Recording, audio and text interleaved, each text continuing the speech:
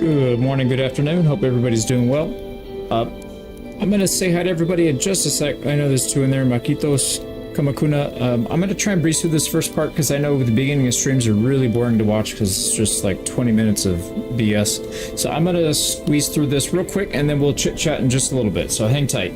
So in this run, what we're trying to do is get ready for the upcoming grandma guide that I'm going to be doing. I've been working, and I'm not exaggerating here, probably 100 hours on this build.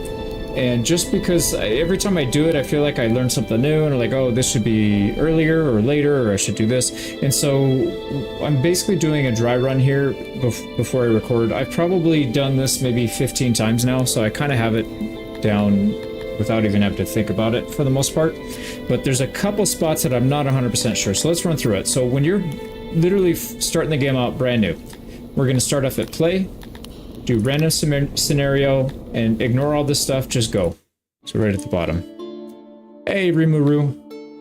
We are going to play as the Talapi, which are the people all the way on the right. They're basically the elves. Don't worry about any of this stuff. Just skip it. Just pick the green people on the right and confirm.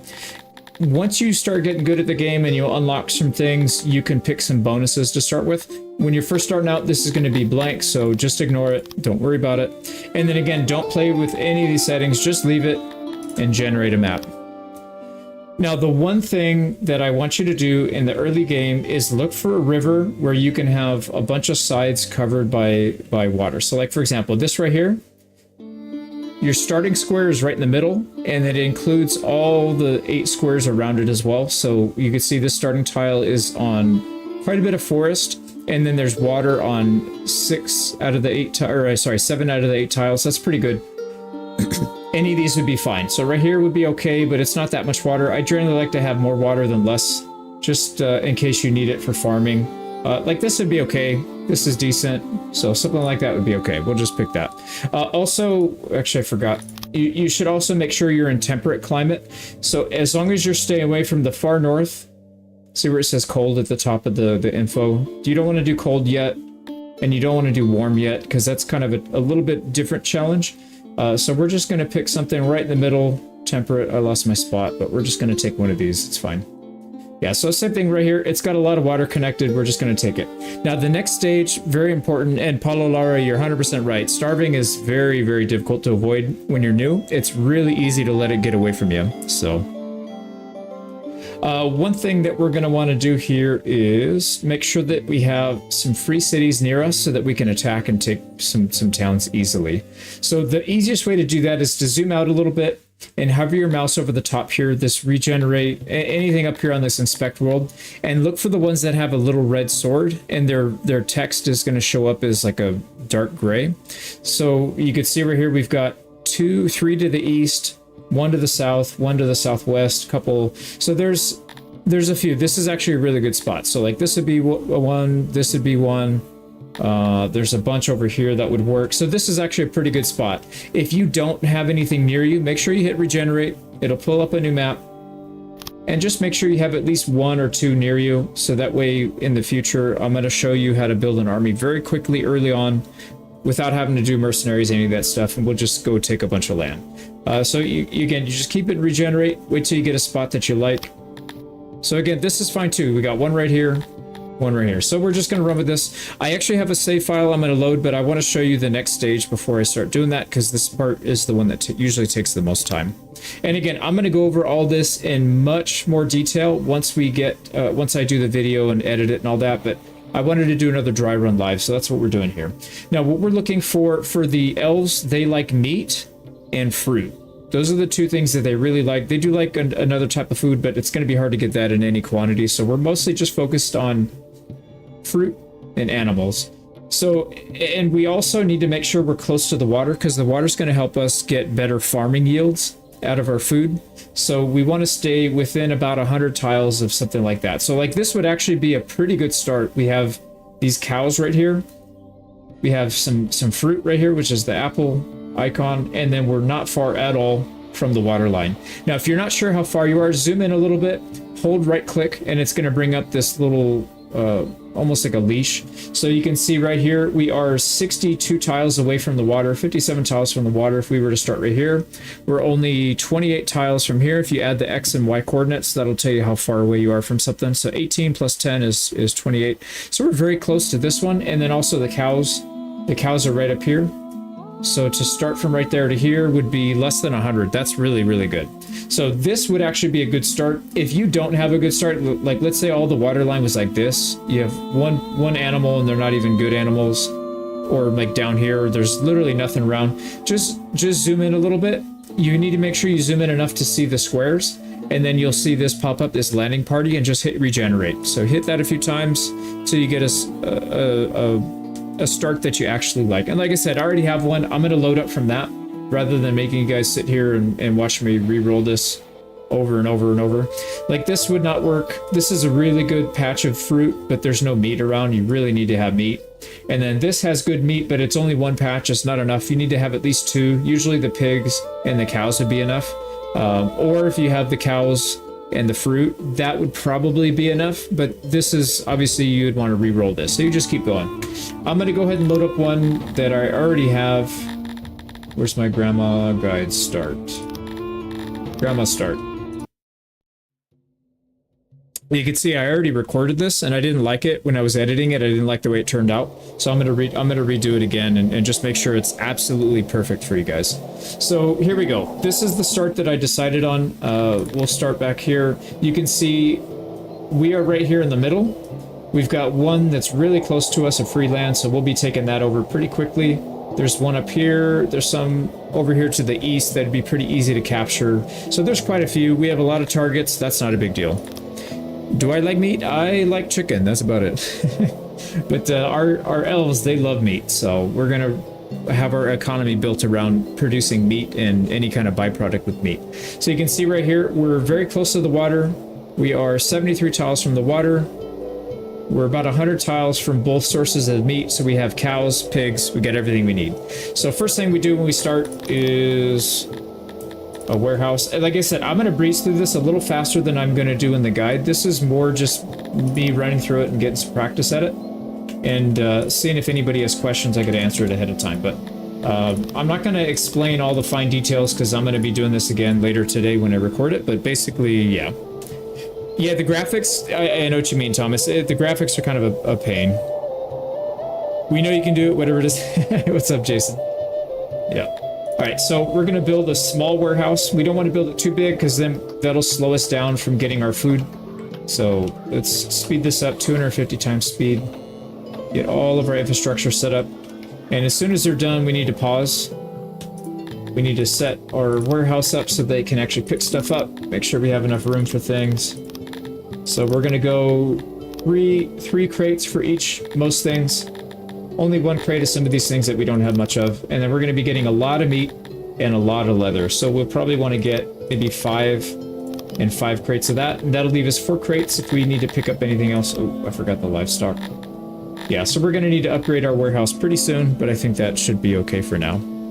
Yeah, this is one of those games where if you can get past the graphics, it's really, really fun. But I get it. Some people, they need the visual stuff. I totally get that.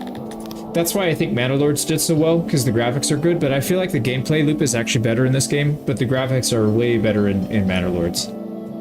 If this game had Manor Lords graphics, it would be like the perfect game. So, but it is what it is. So we're going to hunt a few animals, maybe 3 or 4 from each, and then, so you find that over here on the jobs, hunt, and then you just drag it and select the ones that you want to hunt. Now we're going to set up all the infrastructure, so we need a hearth, a well. We're going to go one less than the biggest size. We want to leave at least 3 tiles between all of our infrastructure, and it'll make sense in just a second why that is. We'll go for the biggest size well. A speaker, so we're basically just putting stuff that people need to get higher loyalty so that we can get people moving in. So that's literally all we're doing right here. So anything that we could potentially build, we're going to build. And then we need 1 religious building. It's always going to be Krator because these guys mostly... Oh, I didn't hit accept, did I? I hate when I do that. They mostly just worship the Krator guy, god, whatever. So they're happy with just that one mostly. Having bad graphics facilitates more gameplay depth. Yeah, that's true. Because you don't have to. It takes one less thing you have to worry about. You know. It's not 1999 anymore. Yeah, I know. But the thing is, the scale of this game, Thomas, the scale of this game is way bigger than Manor Lords. Like, orders of magnitude bigger. So, like, Manor Lords caps out at about 1,000 people before your game starts to run like crap. This game, even when I was at 10,000 people, it was still running okay. It wouldn't let me go 250 times speed, but it was probably closer to like 100 or 150, so it was still running pretty well, even with 10,000 people and almost half the map covered in buildings and stuff. So I would say the scale is much better. If you had better graphics, you probably wouldn't be able to do that. So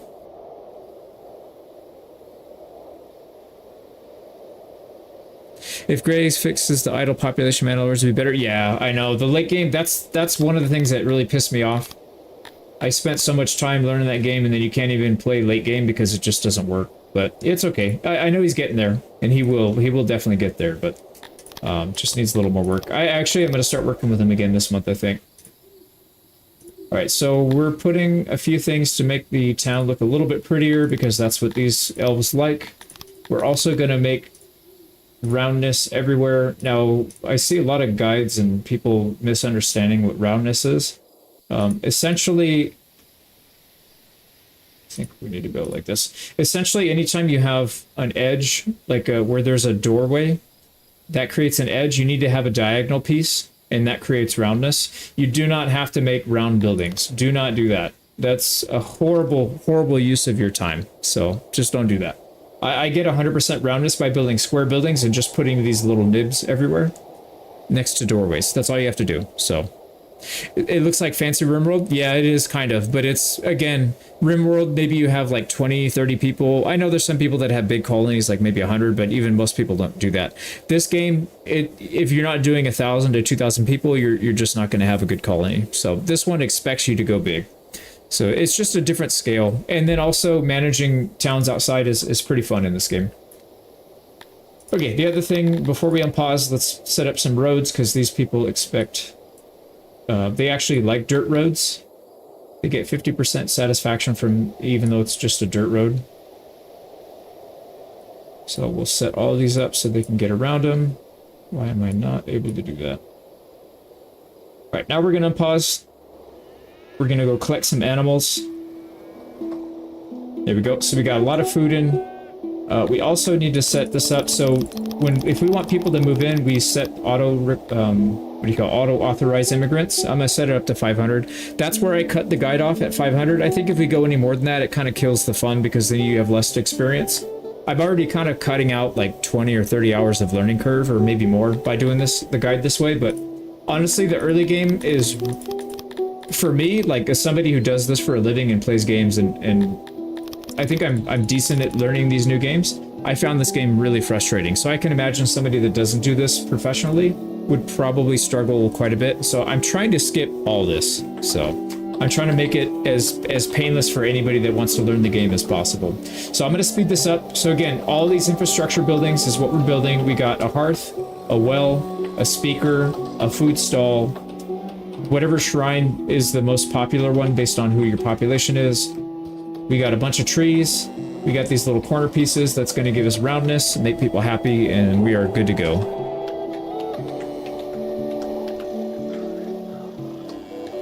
All right, now we are not satisfying the need of stone. So let's go collect a little bit more stone. Yeah, you can see we're short here, but not for long. There we go. Now we need to turn off the type of food. We only want them to have the food that our elves like, which are these three: fruit, meat, and eggs. There we go. We got our shrine up, and you can see we already got 3 people that moved in very, very quick. I'm telling you, we're going to hit 500 population within an hour and a half to 2 hours, something like that. Assuming I don't yammer too much. If I just kind of go, I can get it done pretty quick, but I might slow down to chit chat. What else? We got so main thing right now in the early game, we make sure food doesn't go below 50. If it does, we just pick more animals off from the herd. Once we get up to like 200-300 people, then we need to not go below 100. That's basically what I'm looking at right now. So what do we need here? We need to get a janitor closet up. So set one of these up. Go. And then again, same thing. We want to make sure we're beautifying our town as we expand. And decoration, we need to put the tree. And every time we do that, it just makes people much happier, and they're more likely to move in. The more people we have, the faster we grow. We can get to the end game faster. There we go. So you can see our janitor's got a bit of work to do. All these red squares, these are all things that he needs to fix, and that's his main job. We'll leave it at just one. One should be plenty. And then the next thing we need to do is get our food going. So we have livestock. That's what we're going to be relying on mostly. We're going to skip everything but livestock in the early game. So I know some people like to build hunting lodges. I personally think it's a waste. It can be good in an emergency, but most of the time I feel like it's a waste of time. Actually, that was not what I meant. I wanted to go up to 30 tiles. Yeah, so we're going to make our pasture about 2/3 the size of what it needs to be. So we're going to go a 45 by 30. Eventually, we're going to go 45 by 45 like this, but I don't want to have it too big because then we're going to... Actually, I could probably cut this down a little bit. Let's just cut it down a little bit. Yeah, that's fine. And then we'll just finish it off soon. If you make it too big, it just takes forever to build, and then you're missing out on efficiency that you could be collecting meat, hides, and stuff. So we got to put our gate, put our huts down to get 100%, and we're good now. So now everybody's going to rush up there and clear the field. All right, we hit 25 people, so we can build a research place, which we're not going to do now. We need to very quickly get this up because our animals are going to start dying pretty quickly here. Nice, we got it. And we got 14 animals in there. Beautiful, 13 workers. Like I said, it's not enough food to survive. We're not going to be surviving off our own production for quite a while, which is why it's very important to have at least 2 sources of food early game. That's why I mentioned always make sure you're near at least 2 food sources. And if it's meat, it has to be cows and pigs. The other food sources are not good enough. Like the sheep, actually the sheep is like borderline. It could kind of work. 13 and 12. I think the pigs have more though, on average. 16. Actually, the sheep would be okay. They're slightly less, but not by that much. Have to have cows though. Cows and fruit, or cows and pigs, or cows and sheep. One of those two. But anyways, let's go. Hey, Dick Boy. Yeah, we're going to be covering it pretty heavily. I don't know that I'm going to make a lot of videos, but I'm going to make big videos so that I explain how every single building works and how all the mechanics work. I'll probably do like 1 or 2 really big guides. I'll do a very in-depth beginner's guide, and then I'll do maybe 1 or 2 videos explaining all the mechanics, because it's pretty crazy, to be honest. It's insane. Like, it took me 50 or 60 hours before I even had a clue what I was doing. So, okay, so this is done. We're gonna keep expanding this soon, but we need to make sure our animals get topped out here before we expand it. So we're good there. We have 15 workforce. We need to finish adding more houses, because you can see here we are actually short 2 houses. We have 2 homeless people. Not that big of a deal. People are homeless for a couple days. Don't worry about it. It is a big deal if they're homeless for a long time, though, so you don't want that. Let's put all the supporting stuff we need for these 2 houses.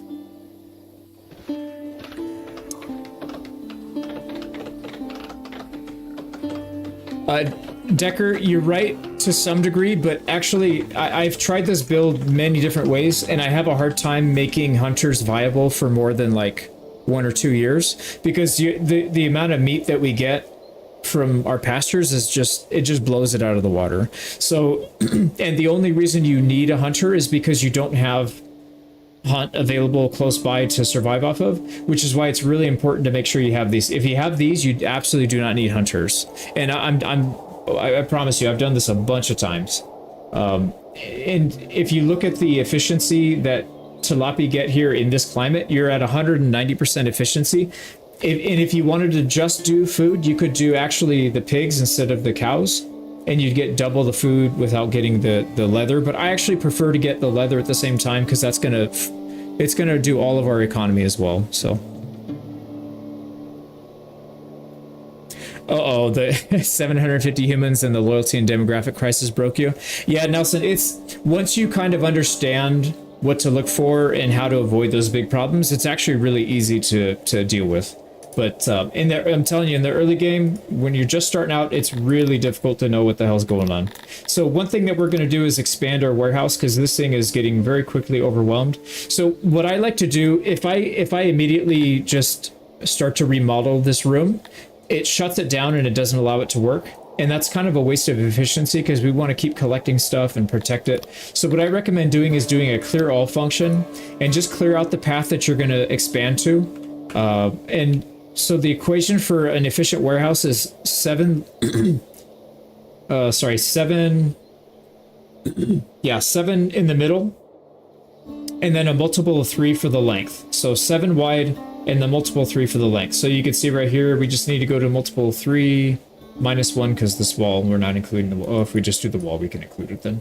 So we would go to like 15, 18, something like that. Let's go to 18, and then you'll see it lines up perfectly when you put your when you put your crates down. So now we're gonna cut all this stuff out, and then we'll put the warehouse expansion. There we go. So now we can do this without our warehouse being down for very long. So we're gonna come back here. We're gonna expand it. Oh, I did it wrong, didn't I? 24. That's all right. We'll be off by 1. Okay, crates. We're gonna go double wide down the middle, and then we do the long one on the side, and you can see it fits exactly like I wanted to. So multiple of 3 this way, 7 long this way, and then you're good to go. So we'll put a few on the edge. Don't think we need too many right here because we're getting roundness already, so I'm gonna save that for later. If you put too many doors, you're gonna ruin your building. Hey Nick, thank you so much for stopping by. I appreciate it, man. Yeah, the Bandalore guts. I'm picking up Bandalore again, probably this month or next month. It's gonna be soon though.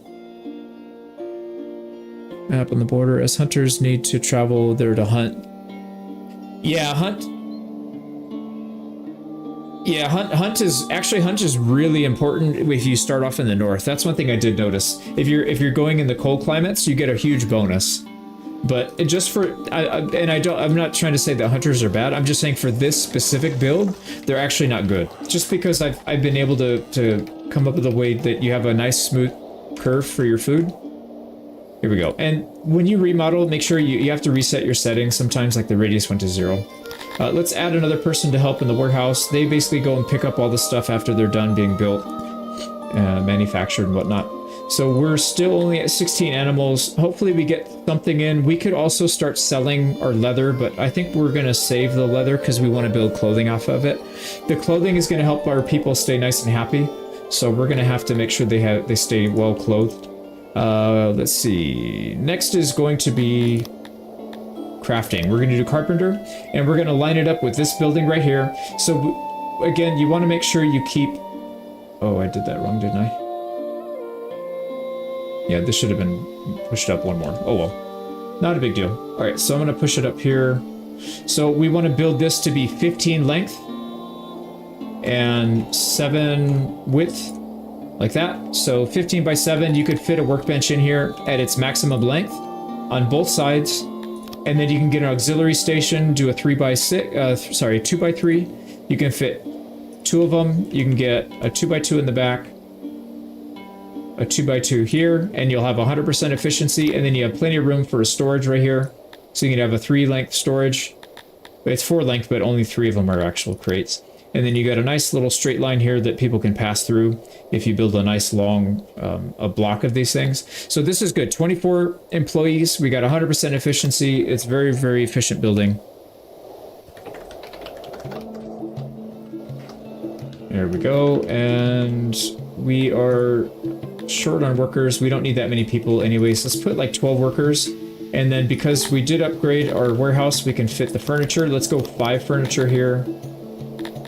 5. Yeah, all this stuff looks fine.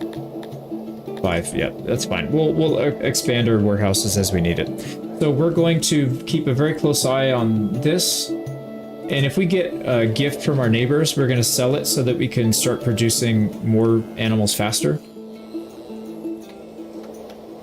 So we're going to speed this up a little bit. We got furniture coming in. Okay, there we go. And we did hit 40 population. That's the next level. we are going to very quickly put down a market for distribution. So this is going to be another 8x4, just like this market stall. Sorry, the food stall. Now, you might, if you've done this before, you might be confused why I'm able to do this. So usually you can't block off squares. Like if I do this, for some reason a double wide, it doesn't let you do it. But if you do two individuals like this, you can cover every single square in here and not have any wasted space. So yeah, kind of a stupid mechanic, but it is what it is. So that gives you the most amount of space without having to have like a triple or quadruple wide. And then you need only one worker in there. And as soon as that's done, well, actually, let's get this other one going. We need to build a lavatory as well. We didn't build these earlier because you need furniture for it. This is going to be a 10x5. We're going to do a maximum size latrine against the wall. We're going to do a basin that's a 2x2 or 2 sinks on both sides, and that puts us at 100%. We're going to put a door in the middle on both sides and one on the bottom, and we're good to go. So yeah, you need furniture to build a market, and you need furniture to build a lavatory. So that's why this was very important to do next. Make sure our maintenance is keeping up, and it looks like it is, so we're good there. Now, as soon as this is done, turn everything off except for two things, wood and leather. So we want our people to have access to wood, which we already did. We also want them to have access to leather, which we're going to do now. That's going to give them a higher loyalty boost, which means we'll have more people moving in. So you'll see our leather stock's going to go down pretty quickly, but that's fine. It's making people happy, which is much more important. We only need one person on the lavatory, so make sure you turn off AI, get rid of that extra worker. There we go. We need to put some roads down because we are lacking on roads, and we do get a loyalty hit for not having enough roads. So let's make sure we get that.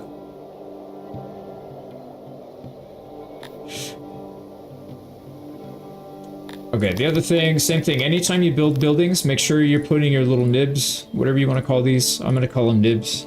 I think that's a like a woodworking term. When I was younger, I did some woodworking, and if you have like a little thing sticking off, like a little protrusion, I think they call them nibs. I could be wrong, but that's what I'm going to call it. I'll keep sounding like an idiot if it's not right. Here we go. Somebody's giving us eggs. Now, we could just take them. Usually, I recommend selling whatever you get. In this case, eggs we could use because it'll make people happy, but I think it's probably better we sell them because we want to increase our animal production as soon as we can. Yeah, that's a tough one. Well, we need, next thing is housing. We're short 4 houses. So now we're going to build the backside of this. It's going to be a 5x5, or sorry, a 5x2, so 5 houses back to back. That's 10 houses total. So let's get all that down. Make sure we don't have any homeless people. Now, the reason you want to build them next to each other like this is because you'll notice sharing walls doesn't decrease the efficiency of the house. We still have 100% isolation, but it reduces the amount of materials that you need to build the house, so it actually saves you quite a bit of wood. Every time you save materials means you save labor, so you don't have to have people putting it up. And also it saves on space, which is really important because a lot of these support buildings have a range. If you oh boy, I forgot to turn that off. No, we'll let them eat the eggs. It's fine. Normally, I would recommend selling them, but it's fine. We'll take the loyalty boost from having eggs. Also, I almost missed it. Our food is getting really low again, so we need to hunt. I'm going to take 4 from here and maybe 3 from here. That should be plenty. We're probably going to have somebody die. Yep, somebody got mauled to death. Yep, he turned into a puddle of pink. So that's going to happen. That's the only downside of using animals as your spare food is you will lose people from time to time, but it is what it is. You're going to replace them very fast. So as Lord Farquaad said, it's a risk I'm willing to take, right? Just let your people die. Not that big of a deal. Here we go. So we're going to, again, put our trees back here, put our little wood nibs to make sure our roundness. And if anybody was curious, okay, this doesn't look round. How are you getting roundness? Just look at the filter. So our roundness is right here. And it's pretty much 100% in the spots where people are. I need to do a better job putting it elsewhere. Actually, I should do that right now. But if you look right here on environment, you can see the roundness is it's basically 100%. So when you see those people say, oh, you have to do a circular building, otherwise you're not going to get, just ignore them. They don't know what they're talking about because they didn't test, they don't pay attention. Just completely ignore them. All you need to do is you need to have this.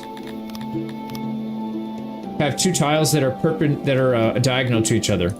Now, if it's a straight wall, the wall doesn't count. It has to be like a corner like this, or it has to be a doorway like this. You can't do a straight wall, but anywhere else you can put it. So we're gonna just put a bunch of these here so we can get our roundness everywhere. And then same thing, anywhere you do roundness, you should also make sure you're doing harmony, which is the tree, because they like both of those things. And the higher you keep that, the more people you have move in.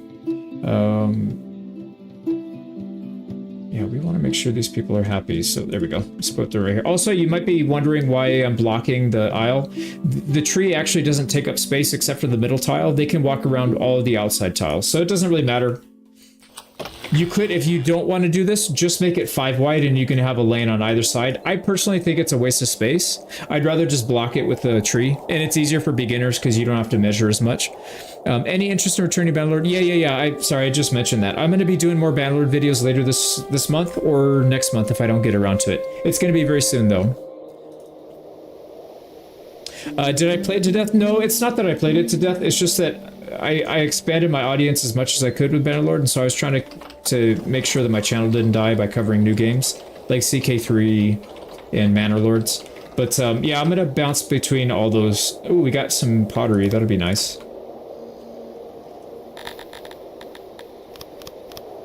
Yeah, I'm gonna be bouncing back and forth between different games, but it's been too long since I've done Bannerlord. I'll probably start with like a world conquest of some kind, just because that's what people usually like to see, and I haven't done one in a while. It's kind of fun to do those. Greetings from Narvik. Enjoying your vacation. Nice, Ian. Hope the weather's nice up there. Alright, so again, we want to make sure we're continuing to put roads everywhere that people are walking, because that will hurt their happiness if you don't. Food is okay. Animals are starting to tick up, but not quite there. We need to start preparing for the back half, but I think maybe not yet. Kenshi, yes, I've got maybe like 2 hours in Kenshi. I was just goofing off. Yeah, I'm gonna start getting into that soon too, as well as Total Warhammer 3. I've got that one as well. But the next big one I need to cover is going to be Kingdom Come Deliverance 2. That one's coming out later this year, so that one I have to spend a lot of time on, for sure. We don't need to get more animals. Let's hold off on that. What else do we need to build that requires... tailoring requires furniture, so we're going to build a tailor. Now, the reason I built this workshop like this is because it's really easy to just copy and paste it. So if you hold shift and click, you can create a duplicate, and if you want it to be a different type of building, you can come up here and just change it. So we're going to take the same blueprint we had for our woodcutter or carpenter, we're going to make a tailor out of it. Now this does require 84 furniture, which is why we didn't build it right away. Rainy, oh yeah. Well,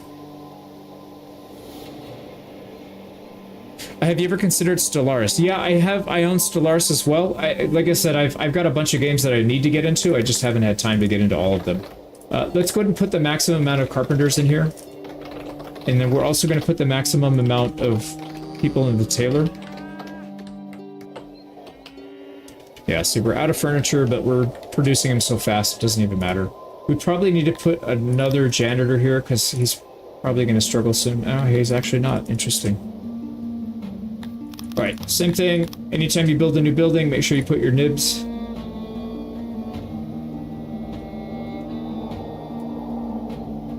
Yeah, Stellaris, Koi 4, I need to make some guides for... There's a bunch of games. Alright, we don't need one right here because there's already a tree there, so we can leave that one. Heads will roll. I have never even heard of that one.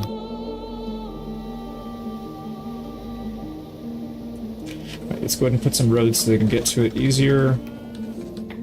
There we go. Alright, just to double check, let's make sure everything's looking good. Services are looking good for everything that we built. Roundness is maxed. Harmony is almost maxed. This is perfect. Now, they don't like the fact that we have a corpse around, but we don't have research to build a burial place yet, so not much we can do about that. They're just going to have to deal with it. One thing that we need to do is start preparing. Yeah, this is it's less than 10 animals away from being maxed, so let's go ahead and clear this out. So again, we want to build a 45 by 45, so make sure we just go over this whole building up to 45 by 45, which is what we'll build, and then we will pre-clear this out so we don't have a downtime with our pasture.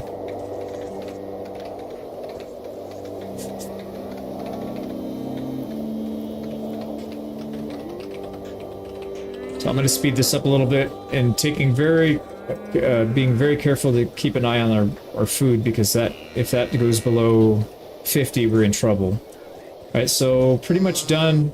They got the little bit of stone to clear. We're going to need some more housing here soon too, so I think it's probably good to just do that. So what I'm going to do is copy area so we don't have to keep redoing this, because it's a real pain in the neck to have to keep constantly building those little nibs.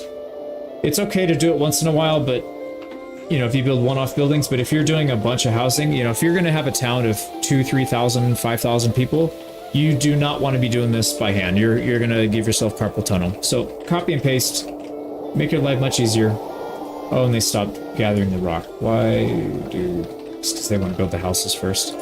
See, this thing's topped out now, so we are losing efficiency, but it is what it is. We're out of food again. So again, let's go back here and we'll pick off a few pigs, a few cows, and we should be fine. Alright, we didn't lose anybody that time, so that's good. There we go. Somebody's clearing that out. Now we can come in here and remodel. Now, the reason we want to remodel rather than delete and rebuild is because we already did this part. We don't want to redo it, so we're just going to come in here, remodel. Again, go to the corner, drag it out to 45 by 45. Make sure you put another hut so that you're not losing efficiency there. So 3 huts will give you 100% at the maximum size, so that's good to go. And you can see they're very quickly going to build this. We're not going to have even half a day of downtime, and already it's back up. Now with this size, you have to have 28 workers. 27 is the max. I like to do 28 to make sure we don't lose animals, because if you don't tend to the animals fast enough, you will actually lose them. They'll end up dying off. So you don't really want that. That's not a good thing. Oh, the other thing, I forgot to add storage for our clothing. So we've been wasting time there. Whoops. All right, not a big deal. There we go. Our clothing is good, so now people have access to a lot of things. They have full clothing, they have full wood and full leather, just about. Not quite. Yeah, the leather's not going to keep up because our tailor is taking too much, so I'm going to cut that back to 2. Yeah, and then what we're going to need to do is expand another... Oh yeah, we're already out of food again. So this might be one of the ones where we have to build an emergency hunting lodge. But we'll see. Oh, somebody got killed again. So that means we have less food to pay out at least. So losing people isn't always the worst thing.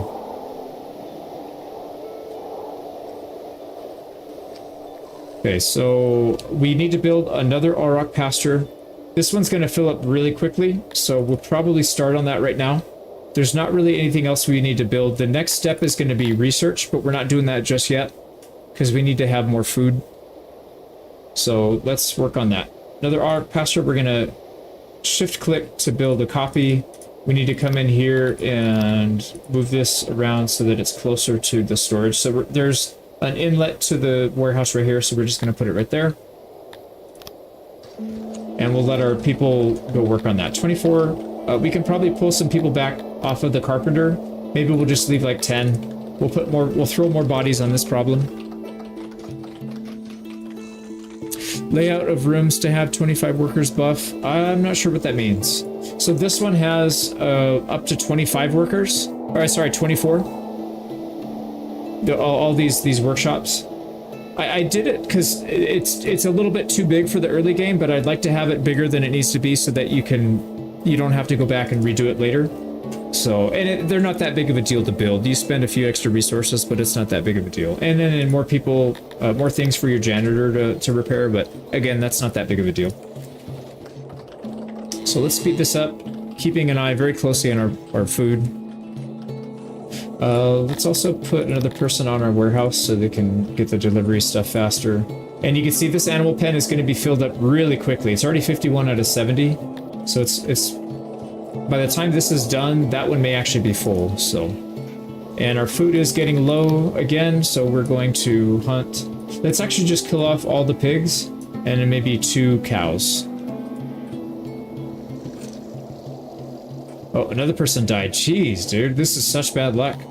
Usually in this run, I lose like 1 or 2 people. We've already lost like 5 or 6. That's pretty crazy. But, you know, like I said, it's not a big deal because people come back.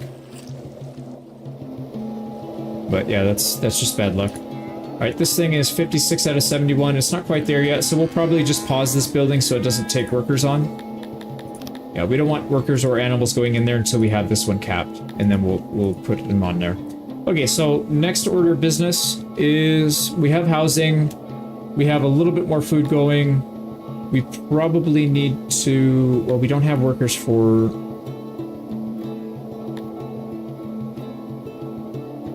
Yeah, we need to get our research up soon so that we can start unlocking stuff. We can put down the other religious things, that's what it was, I remember. So, even though we don't have that many people that follow these other religions, there are some that do it, and we want to make sure that everybody's taken care of so that we get really high happiness and loyalty. So we'll put that down, we'll make sure we ring it with roads so that people are happy about that.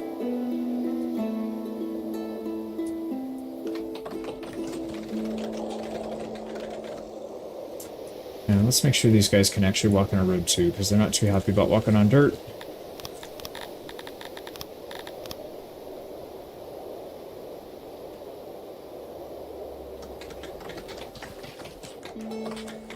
There we go. Alright, food is still okay. Like I said, just keep an eye on your food. As long as it doesn't go below, you know, 100 when you have a couple hundred people, or 50 when you have less than 100, then you should be fine. We've got a lot of idle people, which means we need to put them in here. So let's go ahead and unlock that. We'll put 28 people in there, and they will start getting animals. This one is almost capped, not quite. That's fine. It's fine. We need to have them do something anyways.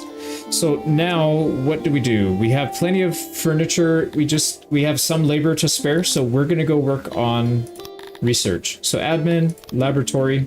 Now I started experimenting with this. I kind of like the way this looks. So I'm gonna do it like this, have it attached, and then have like a little back entrance. So you can get a full station on both sides. I think you get 2 smaller stations on that side. And then this one is going to be a little bit less. So you can fit 41 in here, not a big deal. That's pretty good. And then you can have an entrance here, so anybody that lives here can easily get to work. Same thing on this side, easy entrances, and then we're good to go. So let's work on that. Again, do not forget your little nibs.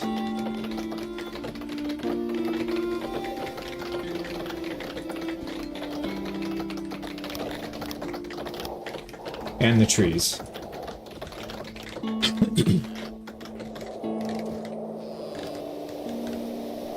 There we go, and we're obviously not putting the full amount. I generally like to keep about 10% of my labor force in research.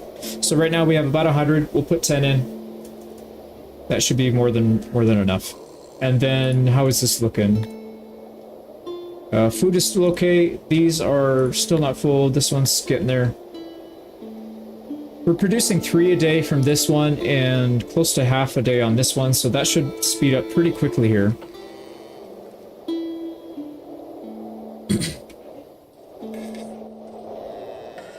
Now, first thing we're going to build is a cemetery, because we keep losing people left, right, and center. Not ideal. We need 100 research points. So as soon as we hit 100, we're going to pause, come to the research tab. Very first research is proper burial. So we'll take that. Not only is that going to keep our people from being unhappy, but it's going to actually make them happy because it fulfills a little bit of their religious. It's under the religion tab. Now, we don't want to build it so that we block progress on any of these. We're going to probably expand the research out this way in the future.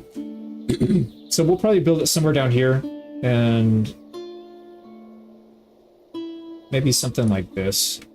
Doesn't need to be too huge. Just needs enough for people to get buried. We can always redo it later.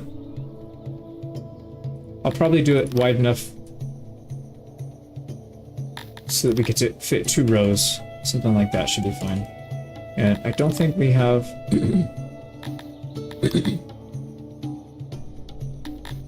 Yeah, we want to get a tree. Tree down the middle. Yep, like that.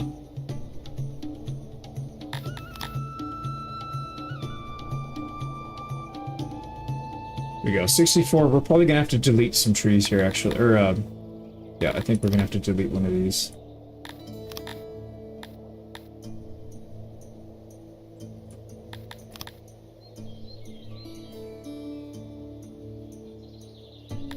That might be enough.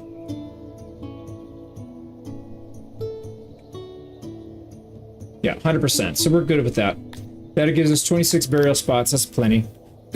What's the main goal of this game? It's it's sandbox. So whatever you want to do,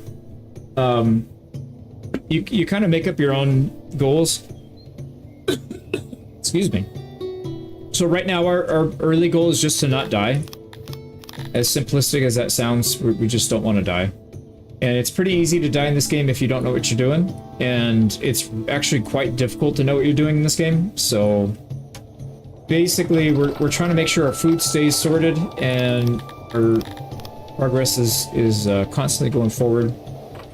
So here we go. That should also boost our loyalty and happiness, and we'll get more people moving in. We are over 100 people now, so I think we're going to spend a little more time. Always take the last person off the graveyard. Have only one person in there. You don't need 2 or 3. Just one's enough. Let's go hunt again. So we killed all the pigs last time. Let's kill off most of the cows. Let's do 4 of the cows. Oh, somebody got blasted. Dude, I'm telling you, this run is absolutely cursed. Like, I don't know why we keep losing people. We just lost another person. That's like almost 10 people we've lost. 10% of our population. What's the point of walls roast placed around the tree decorations? Yeah, good question. So, wiki... And like I said, I'm going to explain this in way more detail in the guide itself, but for now, you know, I just wanted to do a dry run, but we'll pause once in a while to kind of explain it. So the Tilapi specifically is the people that we're using. They like a thing called roundness, and they like harmony. So roundness is basically a measure of... It's a measure of this, and how many of these you have. Whoops. Diagonal walls that are diagonal to each other. So like this creates a lot of roundness, even though it's not at all round, but that's what the game determines as roundness. So straight walls don't count. Like I can't put one right here and it will not count towards the diagonal right there. It has to be a corner or it has to be an open doorway. So I prefer to just use the open doorways. I just put them next to the open doorways. And then I also, so that covers roundness, because every time you do that, you can see when you turn on the filter for roundness, you can see right here, it emanates from here. It'll tell you what's giving you roundness. So like these are all giving roundness. When I come over here and do it over here, it's giving roundness back here, over here, on our warehouse. You can see there's some spots that don't have any. So I could technically put some up here, but I'm not going to do that. It's not that big of a deal. We have 100% even the way it is. So that's what that is. The other one is harmony. So if you look at harmony, harmony is actually harder to do. But we basically just put our trees wherever we put our roundness, because then they're covering almost the same things. So that's what this is. That's why I put these trees all over the place to build that. And that, again, that fills up this meter right here, the roundness and the harmony meter, and that makes it so that people are happy and they're more likely to move in because it boosts these numbers. People will immigrate if your current people are happy. So, how do I even set goals? Yeah, it's kind of like Zomboid. It's like that. How do you even set goals? Yeah, I don't know. I mean, our goal in the early game is just to get up to 500 population and not starve to death. And then we're going to start expanding and taking over other towns.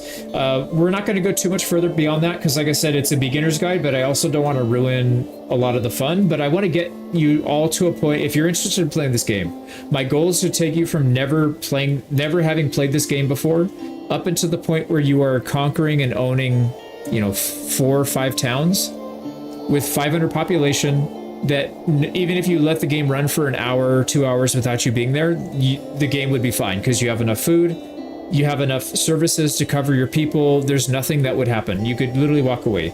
That means you'll have a really good sandbox to explore and experiment where you can just build random buildings that we didn't cover. So you can kind of experiment and see what works, see how everything works, and then just introduce you to how these mechanics work. Like, okay, if you want more people to move in, you have to increase their loyalty and happiness.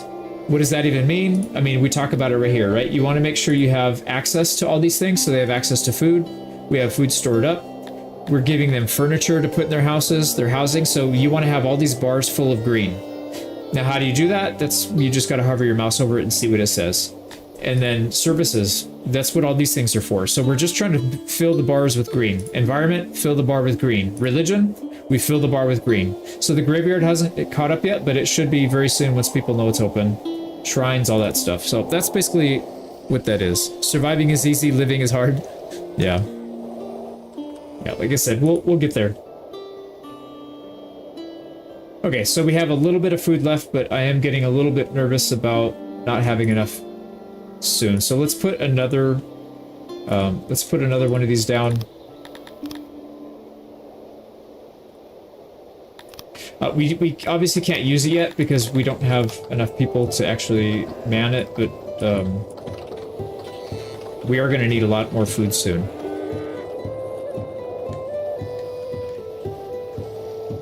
So that's going to take some time. Also, we could probably pull people off of this. Let's actually go to 0 carpenters. Our clothing is holding a little bit steady. Let's put a few more people on there though. And then the rest of the workers need to go cut down some woods so that we can get this thing up and running.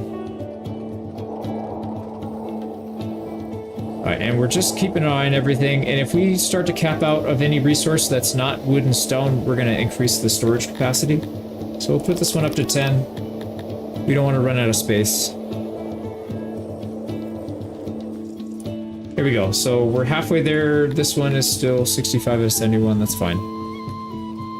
Hey, Paul. All right, we're starting to get close to 100. We're going to have to cut some animals down. Actually, it's keeping up now. So you can see it does slow down the rate at which you eat food when you start getting these pastures up and running. You don't need... And like I said, the byproduct here is you're not just getting meat. You're also getting leather, which is extremely expensive.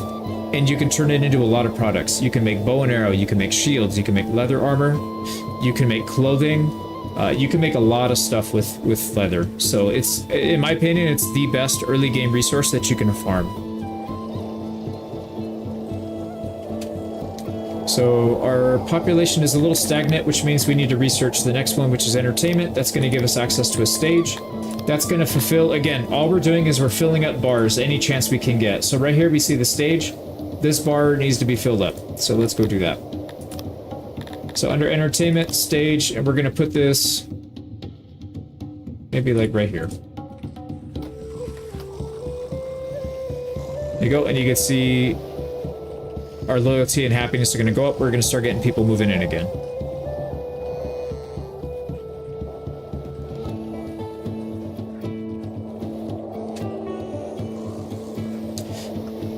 How are we doing? 72, 72. Yeah, these are full. So we're ready for this one. As soon as it's done, we can put people on it. And we have enough workers too, 34. So like I said, the game plan's working.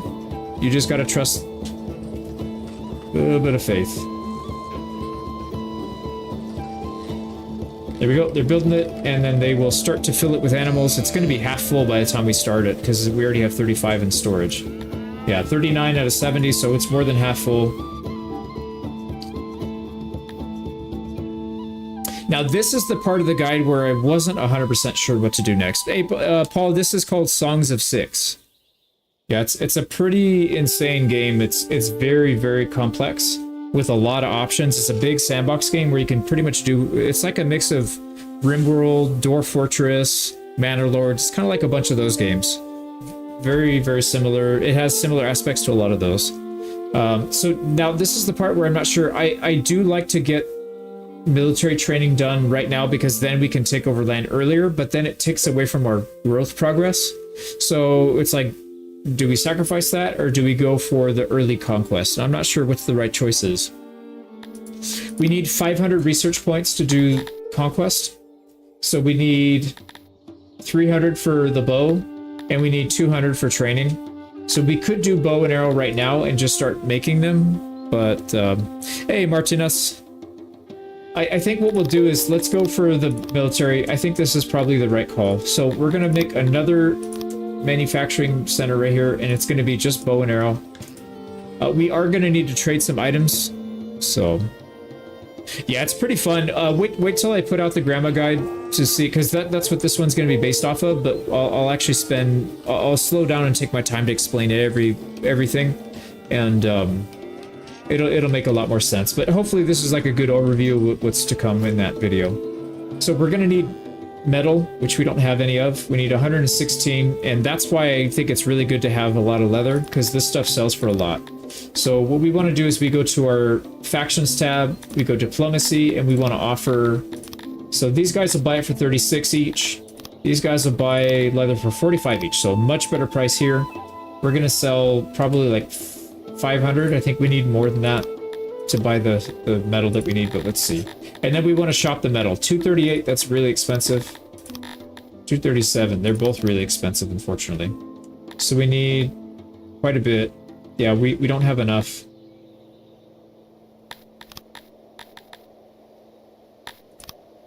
We could sell some other stuff. Sell some of our furniture.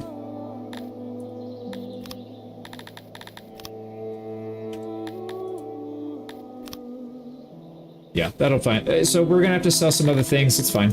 We need the metal. So as soon as that trade comes in, they'll start throwing it in there, and beautiful, we got it. We'll break the game by the knowledge. So I have a world conquest that's done. I just need to finish putting an intro, and then I'll upload it. It'll probably be ready by tomorrow or Monday. But I definitely broke the game. 100% I broke the game. So, because I was able to conquer the world pretty quickly on my very first full campaign. So, and I was winning battles without taking a single loss for like 99% of the game.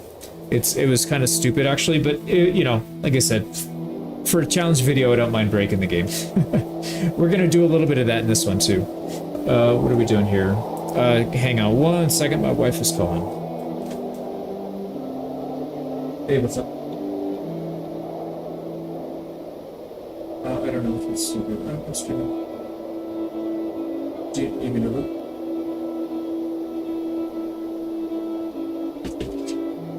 Okay.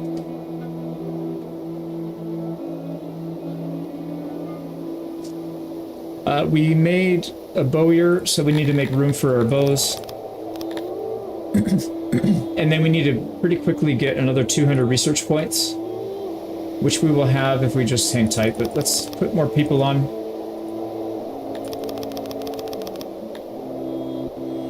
We go put some people on these. Yeah, because we took all the workers off, didn't we? Let's put a few workers on these. So once we get, oh nice, we hit 140, so we're, like I said, we're screaming through these really, really fast. Let's go ahead and hunt. We'll hunt the rest of the pigs again. And we'll save these cows. If we really run low, then we can do it, but I don't think we're going to have any issue, considering how many people we have. Yeah, all three of these pastures are just about full. And that's not even the big. We have a lot of bonuses to go. So the research points work like Factorio? I think so, yeah. So like when you spend research points, you have to maintain those points. Otherwise the research will go away as well. So you build up a base of knowledge points, and then you spend them, and you cannot like rebuild them up. You go up to this target and then you stop. So if you want to research more things, you have to put more people on, or you have to unlock more research, more bonuses for your research, essentially. So yeah, I think it's kind of like Factorio. Okay, we are waiting for a few bow and arrow to stockpile, and we're also waiting for 200 research points, and then we can start training our people. Food is still okay. Yeah, we're good. 200 research points. Let's pause, go down to the bottom, unlock our bow training. Now we go to the military tab and the archery range. Now these you do not want to build too close to your people, because certain buildings produce noise, and certain races do not like noise. So if you look right here, noise. Tilapia don't like noise. So generally you want to put it all the noisy stuff kind of near each other. So like, for example, we could put our archers on this side because there's already a bunch of noise over here. Just keep it away from their living space. So that's what we'll do. We'll put it over here. So military, archery range.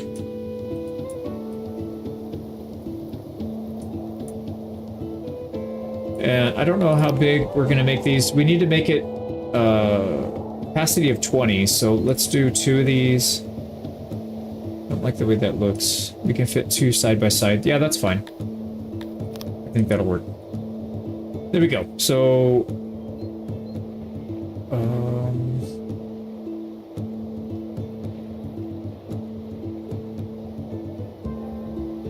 actually, you know what I should do is to save space, do it like this.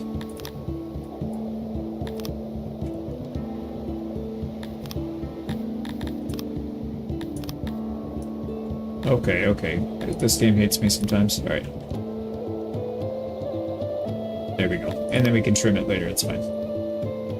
There we go. So that saves a lot of space. We're going to put our archers back here.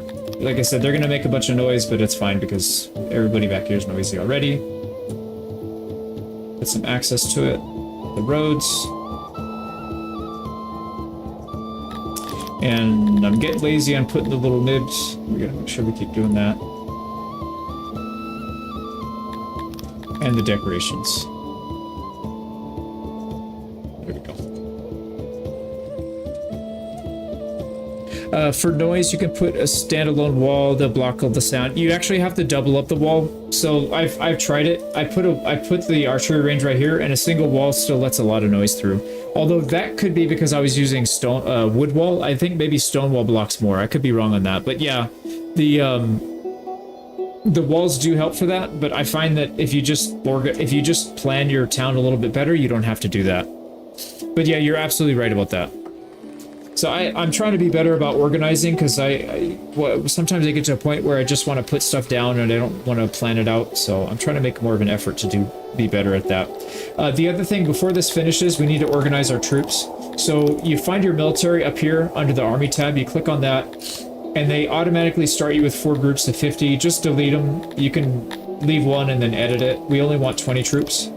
Actually, it doesn't matter. We could put 100 troops. We only have space for 20 people to train. So just put 100, and only 20 are going to be pulled at any given time.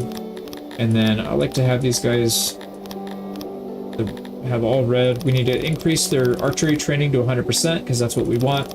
And we will allow them to equip the bows and nothing else, because they literally don't need anything else. There you go. And we have workers available, so they will actually go here and fill the position.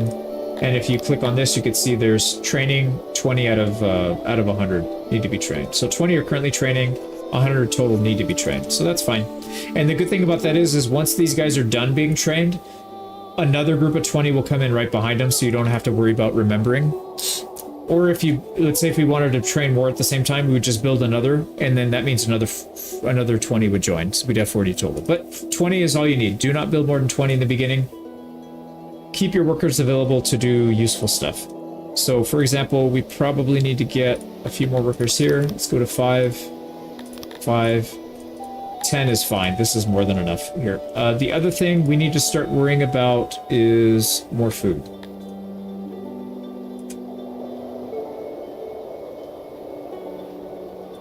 More food, more leather.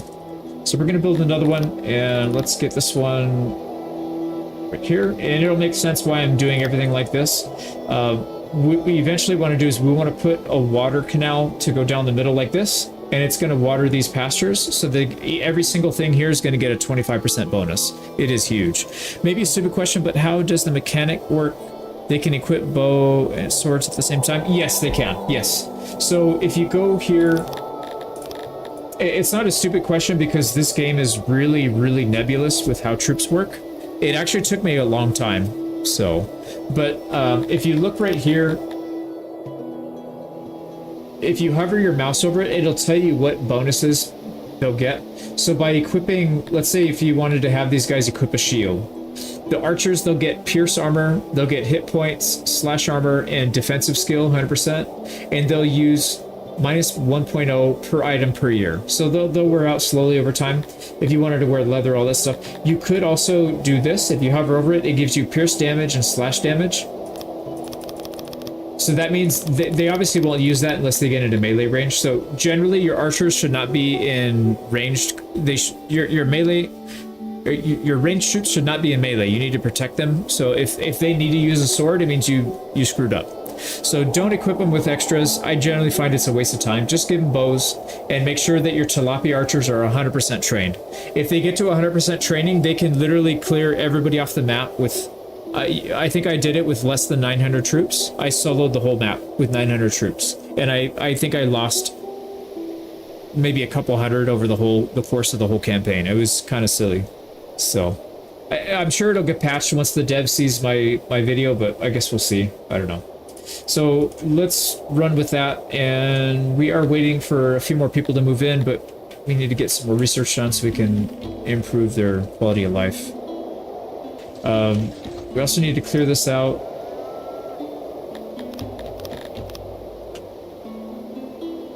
We can get a road going on up there. Hey, Miska, what's up?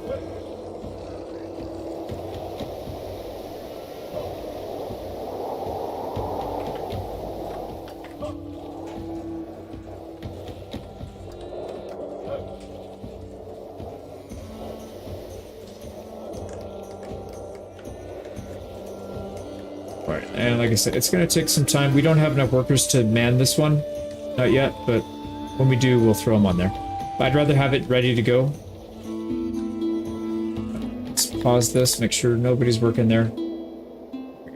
So we need to pull some workers off of these, but I think we'll just wait until we have enough. Now, are we okay on maintenance? Yeah, we look okay on maintenance. Let's see, housing, we're going to run low pretty soon. This will probably shoot up pretty quickly. Let's see what other research we can do. So the easy ones for increasing your relation or your happiness are these two. This one's pretty good too, refined taste. It's only 50, so that's really cheap, and we already have some pottery, although we sold a bunch of them, unfortunately. So we're going to have to buy a few more. Let's go buy some. So we are going to demand maybe like 10 pottery. We don't need much.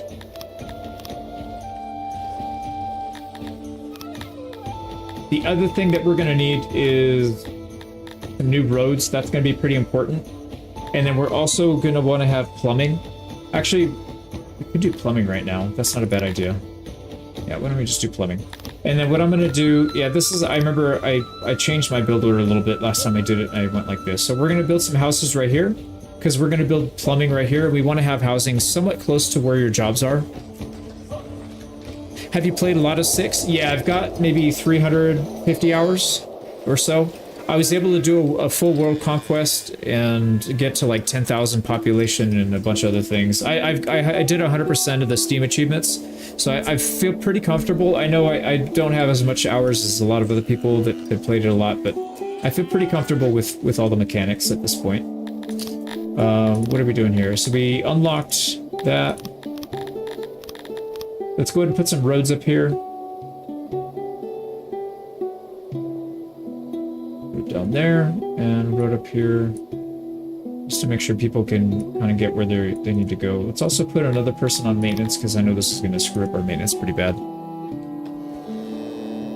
Plumbing and dealing with waste. Yeah, the waste, I don't know where he dumps it. I'm assuming it's like chamber pots and he just dumps it by hand or something, but...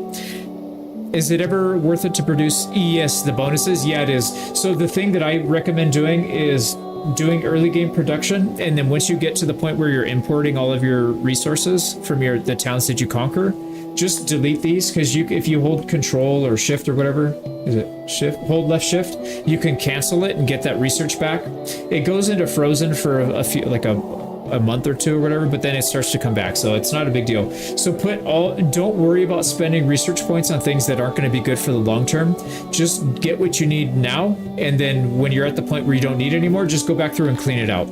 Like I got my husbandry on my world conquest. I think I took it up to like 10 or 15 or so. It was pretty high, and then I eventually imported all of my food, and I just deleted all these research points so I can get them back, and I spent them on something else.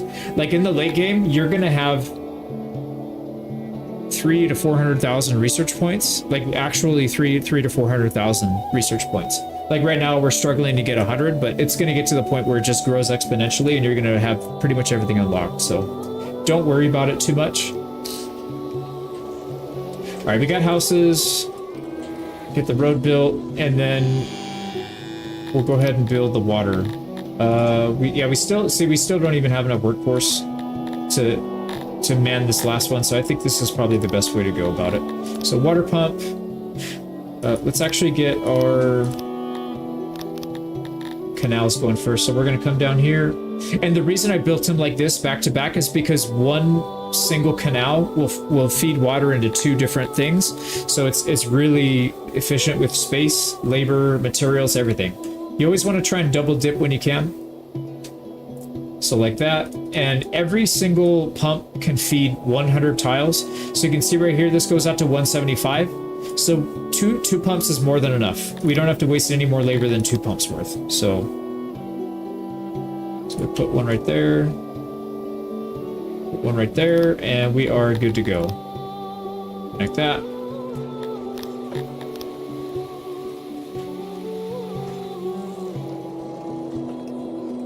So you can see they'll lay the canal.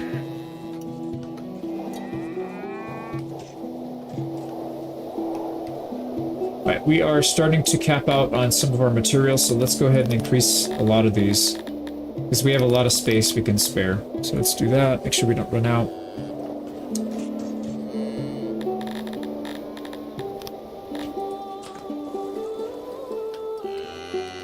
Oh, and I forgot, we imported pottery and I forgot to upgrade it. So we'll upgrade this. Now, you'll notice on a lot of these, when you get to the service tab, you'll notice not very many of them go to 100%. And that's because they are limited by a couple things. They're limited by access, proximity, quality, and upgrade. So you see the upgrades at 40%, 47%. You usually cap out at about 50% if all the other ones are at 100. And then your upgrade will be, if it's one upgrade, it'll cap at 50%. If it's got 2 upgrades, it'll cap at like 30 or 40%. So upgrade here, it's at 1 out of 1. And you'll see as people go back to visit this to get food, they will start to fill up that. You'll see this start to go up above, where are you? Food stall. This will go up above 50%. So the upgrade, 75, 78, this is gonna go up a lot. Now we're gonna get more people moving in, which is what we're short on. We're short on labor at this point, not anything else. Yeah, this is the part that I'm like, I don't know if I should do this because I feel like a beginner may not know how to juggle, you know, moving your labor around. So I think maybe the archery range needs to come later. Having these 20 people, I could have easily filled this pasture and manned these, and then no big deal. I could put the research points elsewhere, so. Do shrines convert people religion, or do only temples do that? I actually don't know if temples do convert people. I don't remember that being a function, but yeah, I don't think they do. I thought they just provide bonuses when you build them. Yeah, I don't think you can convert people. I could be wrong about that, but I don't remember anybody ever converting in my games. You just have to provide the religion that they want, and then these temples give you the bonuses. Like if you go to the religion tab and then you hover over it, it'll tell you what bonuses they get. So like the green guys give you manufacturing bonuses, the brown give you raw resource gathering bonuses, and the other ones are submission bonuses for slaves. And then this guy gives you a little more than that. They give you offensive skill. But yeah, I don't, maybe, again, I just started playing the game, so if it's a previous version, maybe they used to do it, but they definitely don't do it now that I've noticed. Again, I could be wrong, but in the games that I built, the big temples, it didn't happen. Okay, so we've got our water pumping, and you can see right here, we're getting a fresh water bonus of 1.25. So everything is percentages based. So if you want to know what that means, just multiply it by 100. So 1.25 is 125. So 125%. We basically get a 25% bonus just by having the water here. So, and there's only 12 people running these pumps. So 12 people are increasing the output of 28 times 3. Soon to be more when we get this guy up to 28. So it's a huge increase to your efficiency by doing that.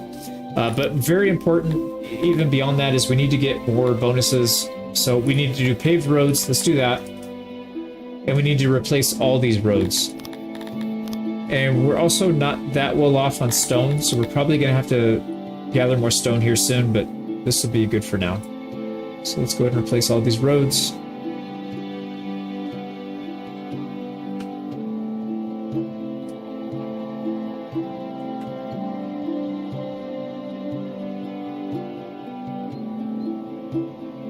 go. Let's get the stuff down here.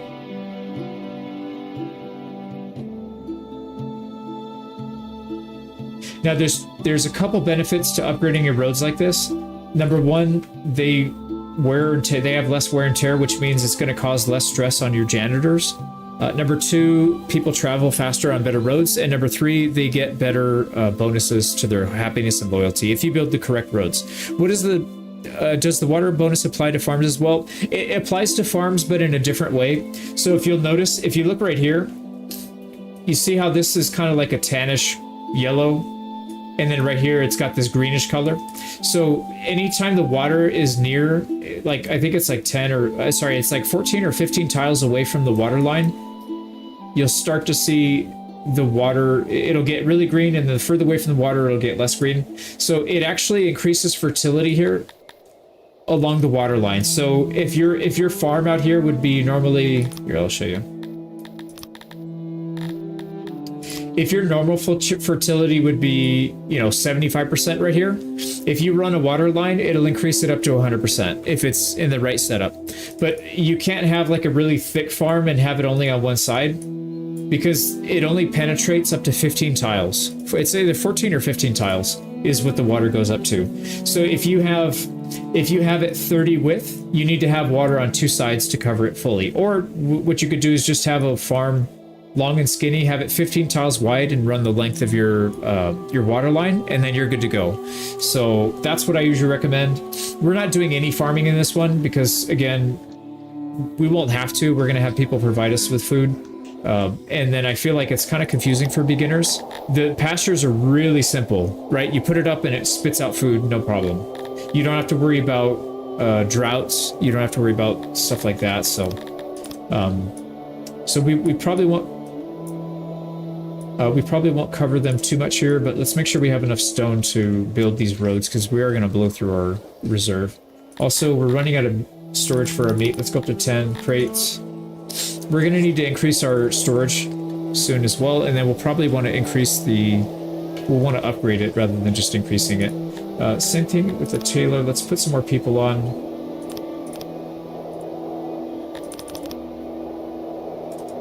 And then we could back off a little bit on the bow and arrow, because we're not going to need that for a while. So we'll keep 6 on there though.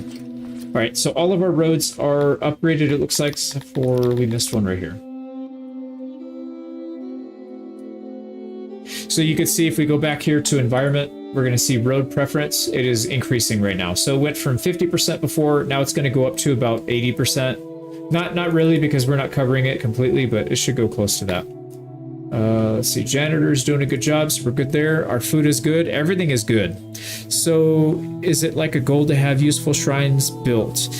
Yeah, I would say you should base your shrines, number one, off of what religion the majority is. So if you go to all up here, it'll tell you what everybody is. So obviously we would go Krator.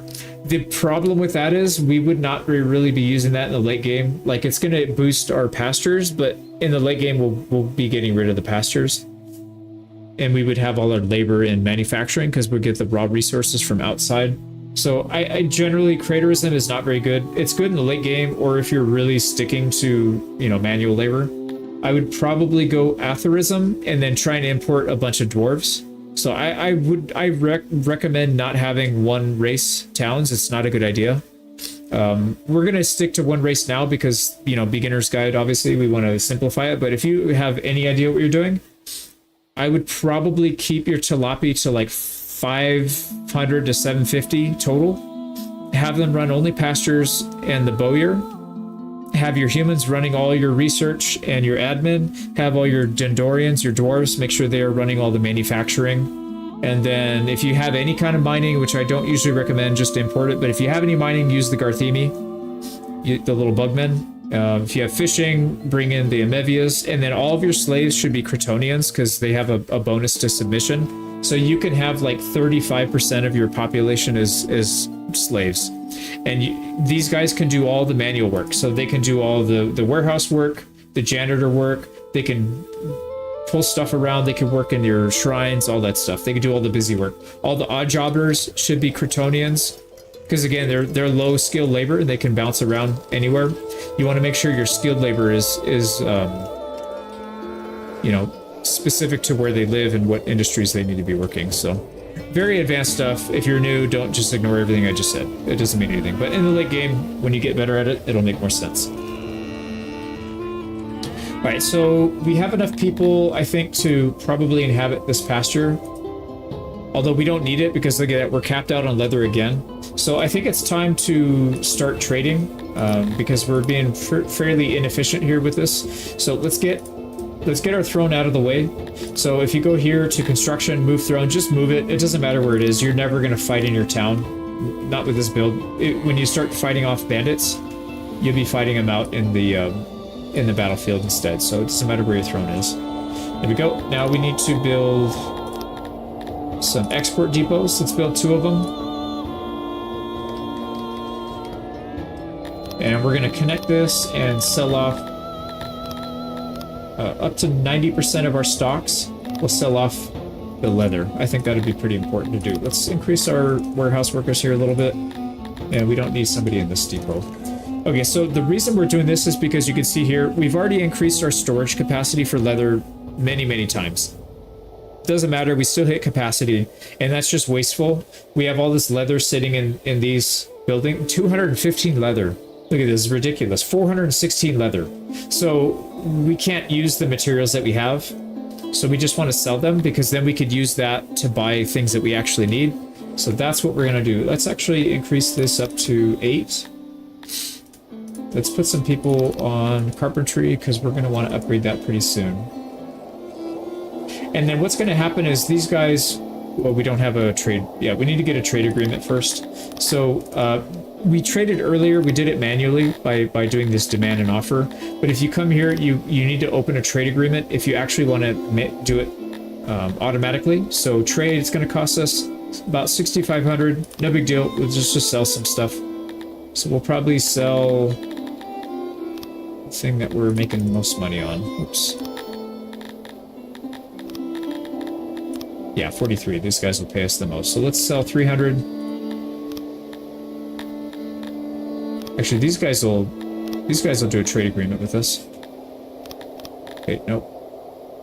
Let's not do that. Yeah, they want too much for that trade agreement. All right, here we go. Trade agreement, 64. There we go. So now it's going to actually turn on, and you'll see that we're able to trade with these people. And it does it automatically. We've got 304 sitting in there waiting to get sold off.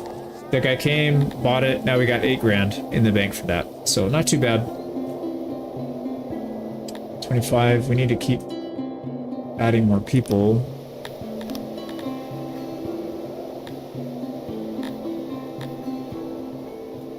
Oh, I'm missing something. The other thing we could do is let's make people even happier by allowing them access to livestock. So we were not allowing them earlier to do that because we had a lot of people, or we had a lot of pastures that need to be filled. So now we're going to use up 200. If we only do 1 tick, it's half of that. So 400 is going to allow 200 to go into circulation into people's houses. And let's also allow it at the marketplace. So there we go. And you'll see our happiness will start to go up, and we'll get another influx of people. Our animals will go down, which is fine. We need to use them anyways.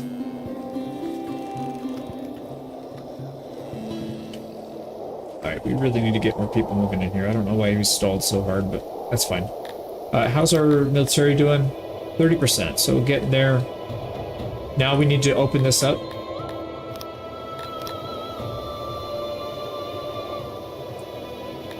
And we're going to back this off again. Back to 6. So now we have full pastures. We got 4 of them. Once you reach 100 people in any given industry, you will actually start to get a bonus. So in this case, we have, 112 people. So we're going to have a pretty good bonus there. The closer you get to 600 people in that industry, the more the bonus goes. It goes up to 50%. So it's actually pretty big. So you generally want to have at least one industry where you just completely spam the crap out of it. Even if it means you're just selling stuff off because you have too much of it. Like right now, like I said, we have too much leather. Sure, we need to add another person here. So we can get rid of it. We're not able to keep up with all the leather that we're using. Let's go ahead and increase some of the usage that we have for leather. So we're using leather to produce clothing. We can use more of that. We can also produce more bow and arrow, which also uses leather. So let's see if we can get some of that to go into industries rather than just selling it off. And very important, we hit 220. This is where we put our first noble. So nobles are basically people that get out of the workforce, and all they do is provide a bonus to your industry, and they walk around and inspect stuff. They don't actually do much, but they do give you a bonus. So it's pretty important. Think of it like a manager. Like you have a manager at a business. They help increase productivity. You know, if you just let employees do whatever they want, they generally kind of screw off. So the way you want to do this is in the top population, you click on this, and then you sort by age. And you want to take the youngest possible, because when they die, you have to restart. And your bonus that you get from these are actually cut in half in the beginning. And then as they get older, they get experience, they get the full bonus. So our main industry right now is twofold. We have livestock and we have actual industry, but we don't really have that much industry. So livestock is where it's at. We're going to go with the livestock. It's going to give us a 20% bonus when it's full. We're going to start off with a 10% bonus though. So you'll see right here, we're getting about 35 from each of these, and you're going to see this thing shoot up. So it's going up 37, 38. Yeah, about 38. And we're getting that times 4. So quite a bit. And that also increases the leather and meat. So it's two things that we're getting that much of an increase from. And then, like I said, over time, that will go from 10%. You can see nobility, it's a 0.1. That'll go up to 0.2 when that noble is actually fully trained and experienced. So we're good there. We got 28 on each of these. This is good. We won't ever have to worry about food. Well, not ever, but we won't have to worry about food for quite a while. We do need to worry about research though. So we've got 15 available workers. We've got 229 total people, which means we need to get our research up to about 25. So let's put more people in there. There we go. And you can see our meat is actually starting to cap out as well. So I think it's time to probably expand one more time. And then we'll want to upgrade that. So same thing, when you're going to expand, don't just expand it if it's a production building. Clear it first and then expand it later. So I don't know where we'll want to go to though. Maybe like this. It's going to be a pretty big warehouse, nice, long, and skinny. But you've never set up. Oh, Bretts do not make noble houses. In the current patch, it doesn't do it. It literally does nothing. They're very expensive. It costs 4 workers, and I can't see any benefit to it. There's nothing that they need a house, but they don't do anything. They don't use it. Like, okay, they use it, but if you don't build them a house, there's no downside. They stay homeless. Like you see a homeless here, but I've literally had people homeless, the nobles, all 8 nobles. When I got into the late game, I think I had 8 or 10 nobles. All of them were homeless. I got no debuff. None of them died. They had no issues at all. There was no drawback to not building them a house. And these houses are extremely expensive. And I don't see anywhere in here where it says noble housing. There's nothing. There's one that says noble. So as long as you have a noble of that race, you get a bonus. So like right now we're getting a +1 to our fulfillment. That brings up another point. If you have multiple races in your town, like I usually have 3 at least. I have Tilapi, Dundorians, and humans.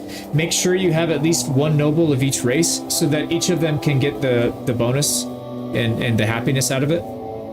So don't just have them all of one race if you have a lot of different races. But anyways, yeah, so there's nothing in here that says that they get a debuff from not having a house.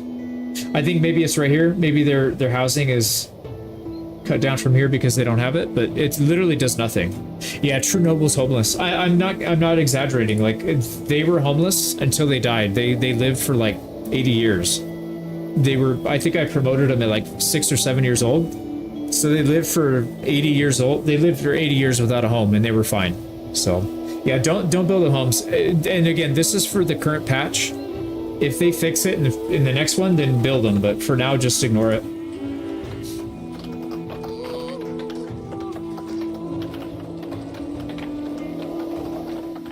Yeah, I remember in that one, I think it's in my World Conquest video. I built it in the late game just because I had nothing else to do, and then I realized that it did literally nothing. There was no bonus from it, so then I just deleted it and made him homeless again. Let's go ahead and expand this again. So again, 7 wide, a multiple of 3. 42, I think, is a multiple of 3, right? 45 is, yeah, it is. Let's go 45. Back that over. That. Let's throw another door here. And we should be good to go.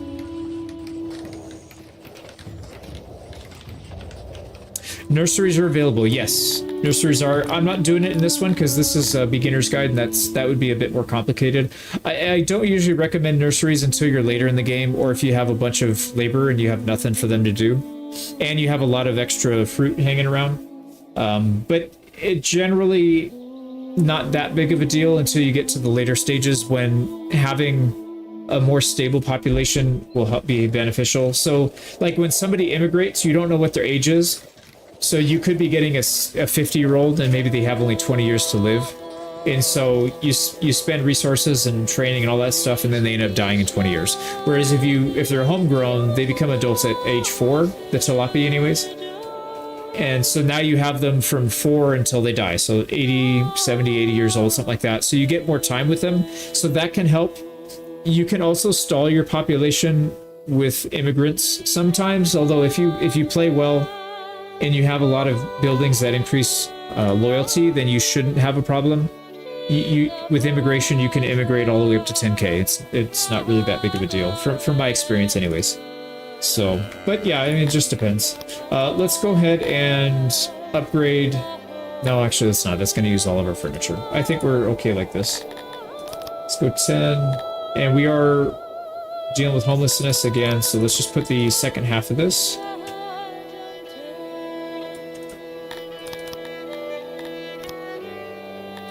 Alright, now we're going to put all the usual stuff.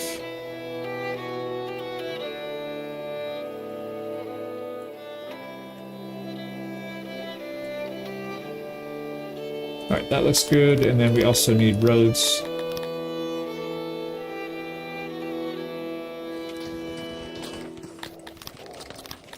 And then also just do a little connection anywhere you see that they're probably going to switch. So like, these people are probably training. Yeah, see, recruits. So they're going to run across here to work. So just give them a little bit of road access so they're happy. If they have to walk on the dirt, they're not going to be too happy about it. So something like that. There we go. Housing's good. We need another 200 housing before the end of the guide. But for now, we're good. Let's also increase our food. So we could sell food off, but the thing is, you do get a bonus for having a bigger food source of storage. So we've got only 7 days of storage right now. We want to increase that so we can get more bonus. So let's just increase the size of our crates. So we'll go to 1,200. And you can see, without even looking at it, we haven't looked at it in a while, or I haven't. We're already at 75K, so pretty good. Hey, Alexei. Yeah, good to see channel topics. I know. I did Bannerlord for too long, and now I haven't done it enough. I need to go back to it, but yeah, I think in the future I'll probably cover a game for like a month or two, and then do something else and just come back to it from time to time, rather than beating it, what do we call it, beating a dead horse? I think I beat the dead horse too much. Okay, so let's increase... No, I think we're good here. Our industries are humming along nicely. We don't need to worry about that. We got a lot of research points to spend. So usually I like to do these two first. Proper burial and stage, that's very important. This one's okay because it's only 50. And then roads are pretty nice. And then after that, you probably want to get blood sport, posh relief, bathing, and fancy markets. Fancy hearth. These are pretty good because you already build these infrastructure and you can just upgrade them. But in order to upgrade some of these, we'll take this one because we'll build that right now and get some bonus. But in order to upgrade some of these, we do need masonry. So let's go ahead and build something for masonry. So we're going to do another one right here. Same as always. Like I said, this is supposed to make life so much easier. You can just copy and paste. And as a beginner, if you don't have to constantly be building these buildings from scratch, it will make your life so much easier. There we go. Yeah, the Lord of the Rings, what they call it, the Kingdoms of Arda, that one's going to be really good. We're halfway there on our troops. And we ran out of metal, I forgot about that. So rather than grabbing the metal like we did before, I'm going to start showing you how to import now. So over here we do our exports. You can do something similar with imports, although you don't need anybody to work the import building. They just kind of work on their own. Also, I forgot to put the fancy stuff, so let's go ahead and put a tree here.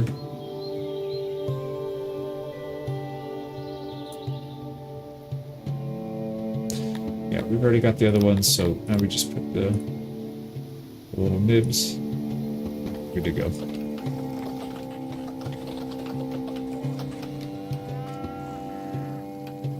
Okay, so for importing, we're going to go to our metal right here, and you can see we'll buy it for 183. Now we need to set an import limit. So we can import up to 80. I think that's probably too much. Let's just import up to 40. We'll keep a small stash. We'll probably have to import it twice before we have enough materials. Yeah, but that's fine. It's not that big of a deal. There we go. So basically what happens, you set this limit. So we're going to get 40, basically 50% of our storage is going to be filled by imports.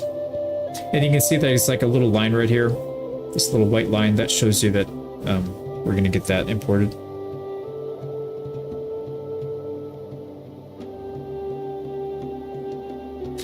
Your grandchildren? Yeah, seriously. Yeah, slow production cycles. Alright, why are we not getting metal in? There it goes.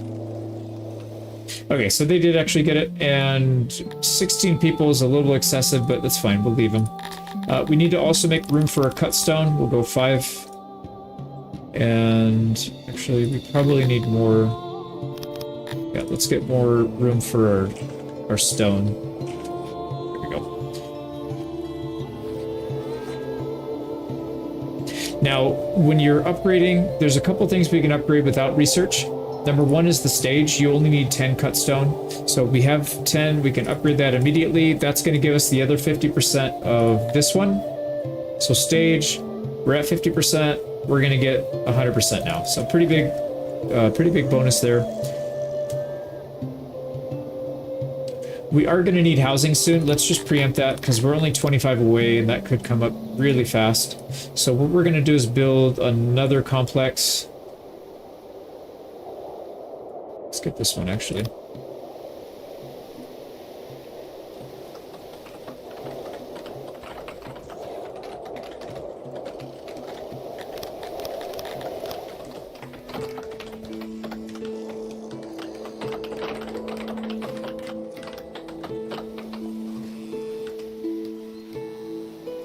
There we go. So everybody's got housing. Now what we need to do is build some infrastructure because this is starting to get to the point where they're a little bit farther away from these. If you click on any building, it'll tell you what the range is, but it's kind of not, I don't want to say it's not accurate, but it's also doesn't tell you the whole story.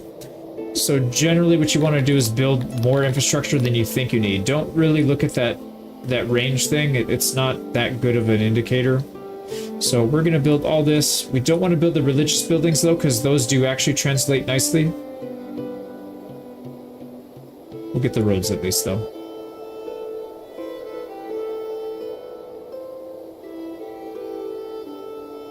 Actually, let's go ahead and get this as well, so we don't have to rebuild it over there. All right, perfect. Okay, so we're copying this whole area. If you want to delete parts of it, you hold shift and you can cut it out like this. And then you just let go of shift and you can redo it.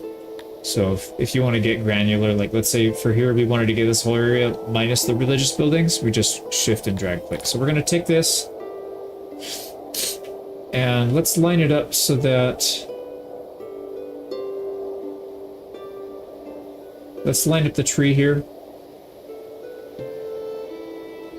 So we'll have a bathroom here, and then the housing, or the food industries are a little bit further away from here. Yeah, something like that. Are you my dad? A and CR. Definitely not, or I hope not. I don't know. I have done some things in the past, so who knows? Who knows who's out there? Oh man. Those were the days. Alright, so we probably don't need that many janitors, actually. So let's go down to 2 and 2. They should be able to spread out their duties nicely. One thing that kind of sucks is you do have to manage when you make copies of things. Some things will transfer over and some things will not. But we don't have pottery. Let's set a really low limit for pottery, like 40. That's fine. We don't need very much pottery. Let's also let's open up the other trade route. It's only going to cost us 10 grand. We had 90k, so that's fine. Because you never know. Sometimes one place gives you a better price than the other, so it's good to have more than one trade route. And we're starting to cap out on our tailor.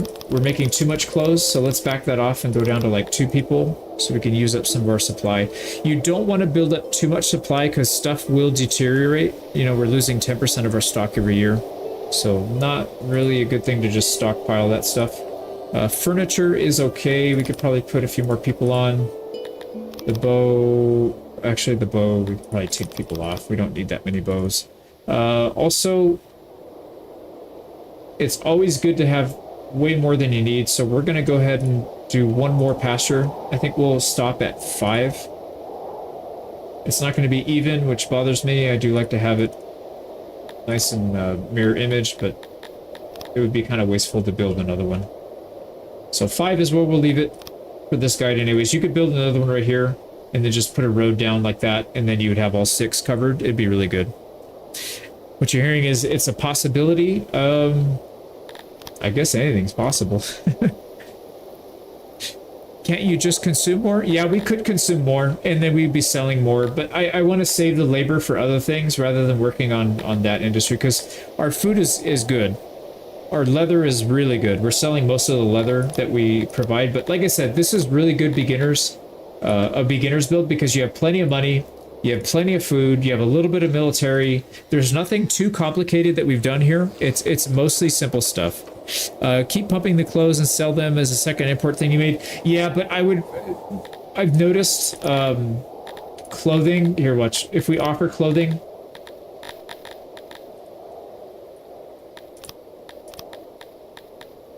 so clothing is 3 leather for 2 clothes, and if we go there and see what that translates to, so 3 leather for 2 clothes, you can see if you sell the 3 leather, you actually make more money than if you sell the 2 clothes, right?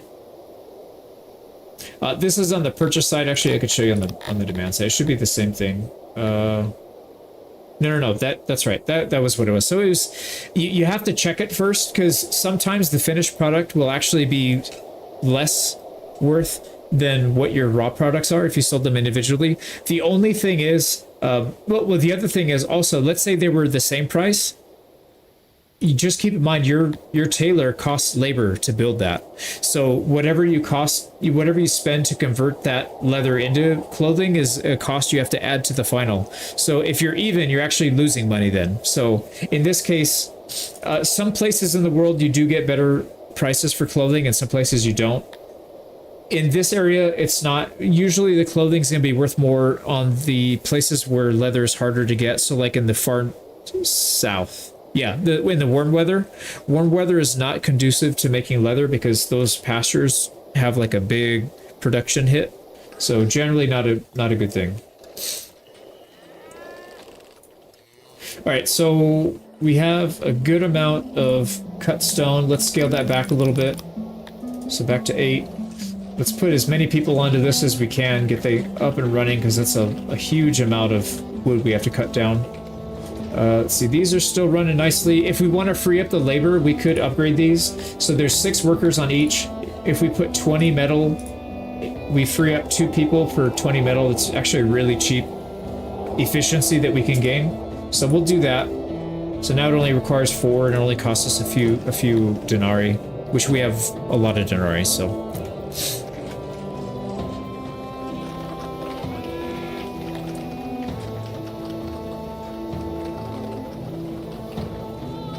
Okay, we need to upgrade our warehouse, but we don't have enough. Let's put more people on carpentry so we can actually get some furniture going here, and then we'll upgrade this. 214, there we go. So we upgrade, when you upgrade the warehouse, it actually increases the amount, this number that you see is the amount of storage per crate, not storage for the whole thing. So we went from 80 storage to 300 per crate. So it's a pretty big jump.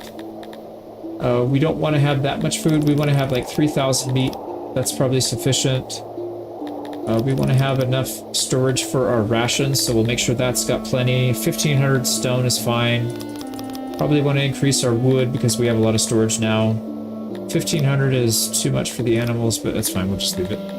Get rid of the grain because we're not using it. 4,500. All these are fine. 1,500 of the finished products is good.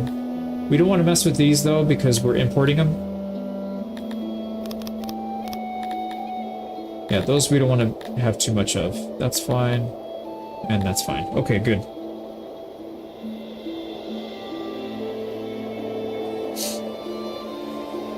Now, let's spend some more research points so that we can get more people moving in. So we took that. We need to get posh relief, bathing, and these ones are expensive though, man. 300, 300, everything's 300 except for this one. So posh relief's pretty good. Only costs 200. We'll take that one first. Although that means we do probably need more pottery. It's going to cost us 38. Yeah, we need more. Oh, and we need to adjust this. Let's go up to 60. We don't need 150 metal in storage. It's way too much. So put it at 90. Okay, once we get a shipment of pottery, we'll throw it immediately into the other bathroom, and then that should increase our population again. So you can see here our labor force is pretty big. We could actually fit more. You know what I might do? Let's just do, once this is done, oh, actually that's going to suck up a lot of people. Yeah, let's put our 28 on there. There we go. We got another nobility. We got another level. We hit 300 population, and we unlocked a bunch of buildings. Like I said, in this one, I don't want to do too much because I don't want to spoil the whole game. I just want to get people to a point where they can actually start having fun, and they don't have to worry about losing a bunch of stuff. So, right, they can have fun. They don't have to worry about starving because they have plenty of food. They don't have to be broke because they have some industry going, and they have a little bit of military to defend themselves with. But I don't want to give you too much because then it does kill some of the fun. I'm going to go on this one, probably industry. There's not much else that we're really using here. So I would say industry is probably the most important one here next. That'll boost our industry here by 5% for now, and then eventually go up to 10%. And then, yeah, we're going to take bathing. We're going to take fancy hearth. And fancy market. We'll take all of those. Oh, and I forgot to build. Yeah, I'm an idiot. I unlocked it and I forgot to build it. So we unlocked a fighting pit. Let's go ahead and build it though.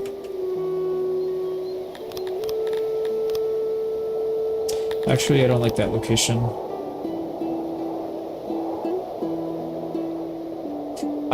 So the fighting pit has a very big range. So generally, you kind of want to put it somewhat centrally located. So we'll put it somewhere around here. I don't know.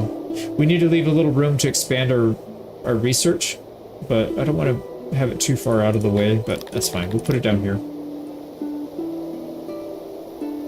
So something like this. And don't worry, if you build something incorrectly and you need to move it, just delete it. It's really not that big of a deal. Delete it and rebuild it somewhere else. Okay, so we're looking good. We haven't upgraded, or we haven't put more people into research in a while. Let's go ahead and put another 10 in there, so we'll be up to 35 total.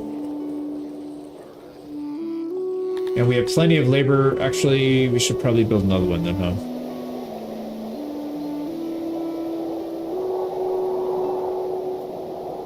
Yeah, we're gonna do another one, I think. I think that's the right way to go. I think for a beginner guide, this is the right way. This is the right call. Is there a reason I don't make fighting pits, stages, and hearths the max size?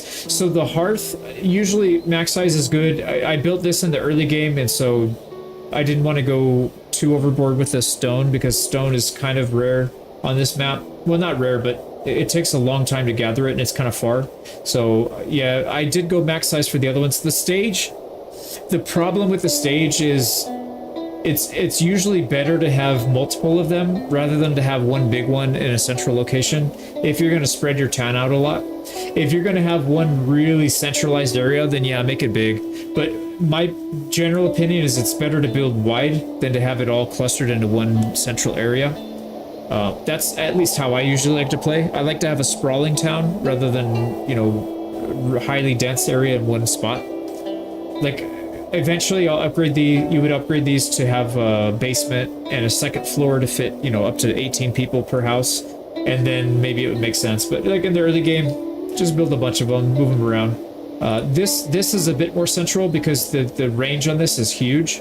And the reason the range is big is because they don't go to this nearly as often. So if they have to travel a little farther to get here, it's not a big deal. You can see where all that is on...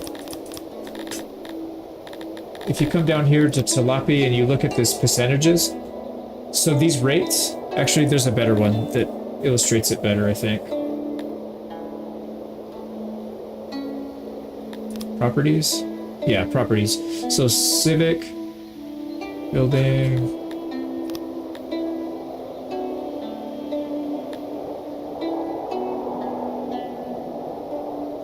No, it's not this one, is it?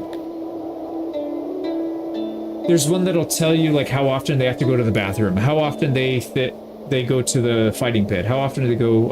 Hey, take care, Paul. Have a good day, man. I can't remember where it was. Crap. I think it's on the slave one, actually.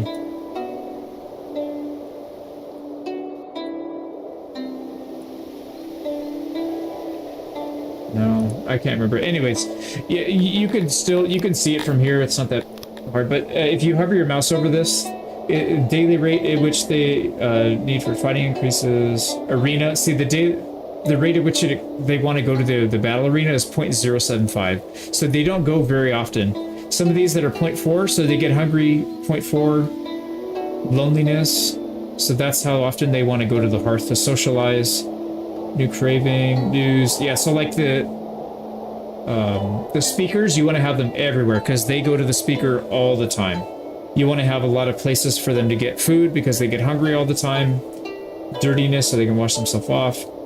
If you look at some of these other ones like drama, the stage, they only need the stage half as often as they need to go to, you know, socialize and get food and all this other stuff. So you can spread them out a little bit more.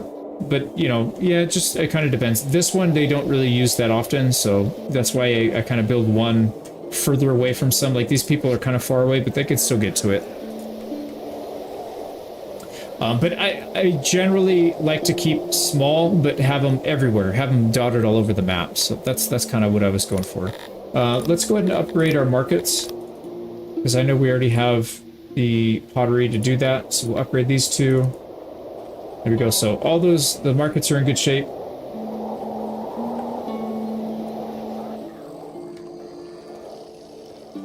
Now, what are we waiting for? Wait for this to get built. And you'll notice our bonus. Remember earlier we had a bonus here we were watching out.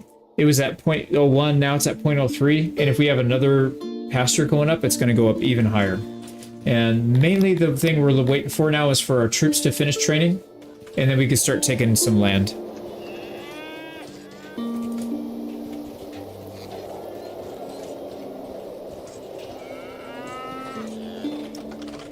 Man, this is the tough part about building in a place that's highly wooded, is you get so many trees everywhere. It's kind of hard to manage the early game. Let's go ahead and get some roads going here. There we go. And what does that take our bonus up to? 0.06. Not bad. Hey, Phil, how's it going, man?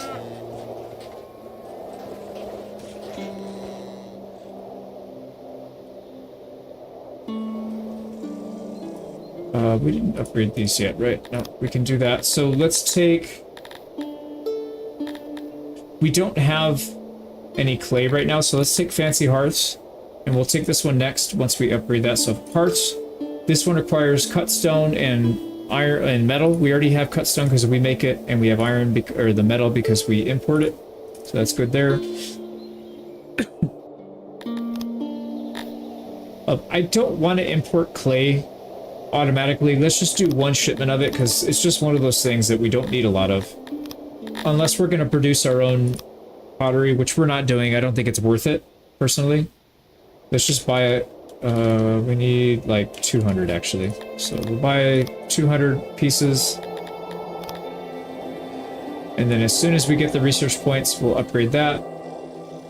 Oh, we're already out of laborers again. Jeez. Yeah, this will be our last one, and then we'll be capped.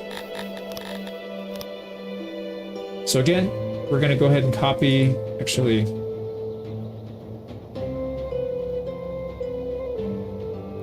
Where are we going to build these things? You generally want to build your housing near where all your industries are, so that they don't have too long of a walk to get to work. Good, I don't know this game. What is it? It's called Songs of Syx. It's kind of like a mix of RimWorld and Dwarf Fortress and some of those games kind of like that. A little bit like Manor Lords. Not quite. It's got some similarities though. Right, let's go ahead and build... Let's just copy this one and we'll build it down here. Now we mentioned earlier that we don't want to get too close to these industries that are producing sound, the noise. So we'll build down here so they can get to work, but the noise shouldn't be too big that it infiltrates their house. And if it does, we can build a wall, just like, I can't remember who mentioned that earlier, but they said about building a wall, like on a highway. That was a very good analogy. So we can come here and look at noise. Yeah, see, it stops, so that's fine. It's fine. We don't have to worry about it too much. 500 people.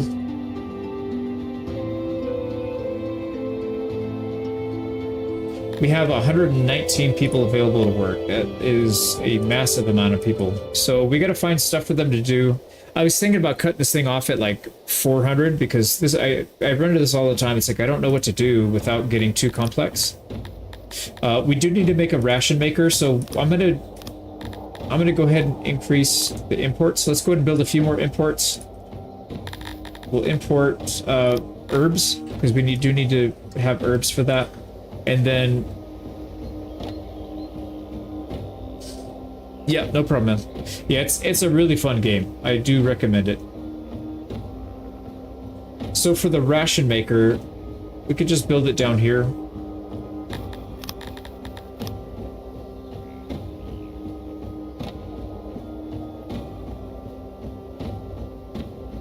Yeah, it's fine if these things don't line up perfectly. It's not that big of a deal.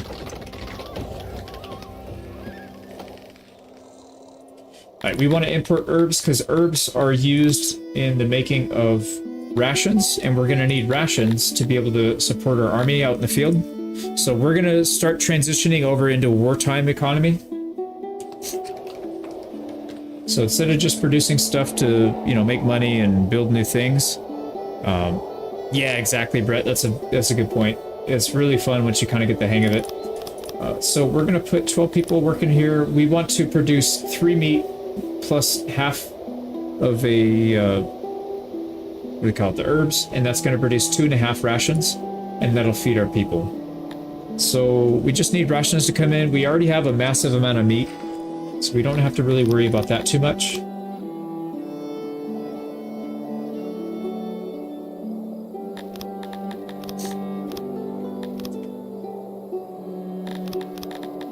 Always make sure you update your roads so that people have their needs satisfied for roads.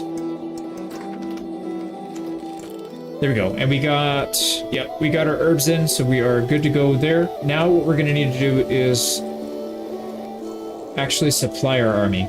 So these guys are going to be ready to go soon. 85%. Yeah, we need to hurry if we want to meet up with them. So we're going to start off under the government tab, military, army supply depot. So these are needed to actually supply your troops with materials, and if you do not do that, they will leave your army. And it's pretty devastating because you saw how long we've been training these guys. They've been training for like 3 years, 4 years now. So if we were to lose them just because we didn't give them clothing or food, that would be pretty devastating. Here we go. Now these start with 2 workers, both on everything and automated. Just get rid of all that. Get rid of all this junk. We don't need it yet. And then we want to connect it with this warehouse because that's where all our stuff is. We want to supply clothing. Actually, we'll leave one in there. Pull limit. This stuff doesn't really matter. I usually move this slider up. This basically tells you what the current storage limit, they'll only pull if it's less than this limit, so as long as it's less than 100%, they'll pull. That's good. And then, will they leave any in storage? No, which is fine. We don't need them to leave anything in storage. Oh, wow, we actually don't have clothes. That makes sense. We have a lot of labor, so we can just do that. Sure, we can probably stand to have a few more here. Yep, we need to put our laborers to work anyways.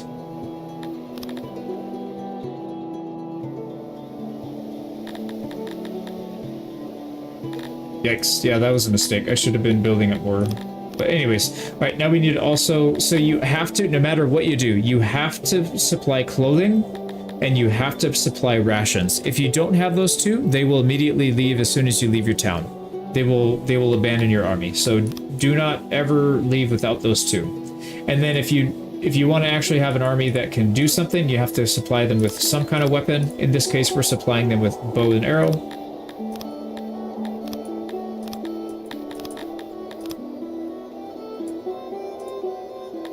One each, and then you'll see they start to slowly grab materials and put them in here. No clothing yet, though, because our people are still naked, I guess. Yeah, there's still some people that are short on clothes, which is fine. Get that fixed. Hey, Genji, what's up, man? Still alive, yeah. I think did I stream last week or the week before? It is the second time this month, though, or recently, so I'm going to try and stream a little bit more often. Probably not this game too much more, though. This game just does not pull any kind of audience at all, which is unfortunate because it's a really fun game. But I'll do my part. I'll try and get people interested in it for a little bit, and if not, no big deal. It is what it is. Okay, so we need some time to pass so that we can build up our supply. Right, these guys are... We have so much. Look at that. We're over leather production on 100 by 150. It's pretty crazy. Hey, Tatsuya, not dead. No, no, no. Just busy with other stuff, but that's all right. We're getting back into it. My oldest kid starts school soon. She starts school next week, and so once that happens, we'll have one kid out of the house, and that means I'll have quite a bit more time to work, I hope. So. Yeah, we've been getting ready for the kids to start school, taking them to the beach and swimming and the mall to play and all that stuff. So, yeah, I've been busy with that, but that's all right. But you know what I just realized? This is not even... And that bothers me. Yeah, I did the same thing here. There we go. But yeah, we need to... let's unlock the research here. So that's going to be one more... There we go. So we got fancy looking wells. Pretty much just about everything is upgraded now. But... yeah, we're not quite at the cap yet, so let's make sure we hit that cap. Okay, this guy's filling up, so that's good. This guy is sort of filling up. And this guy's full. Yeah, so we're full on food. We're full on bow and arrow. We need to fill up more clothing. It's getting there. Not a big deal. We have a lot of labor, so let's just max out a lot of these.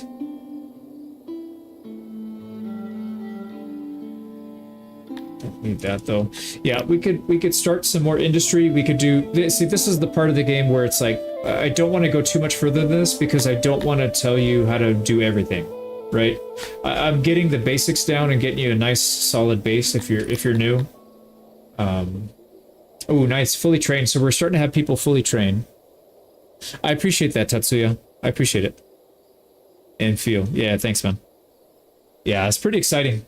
It's her first time going to school, so it'll be fun. All right, let's go ahead and get some roads going here. Make sure these guys are still doing good. Okay.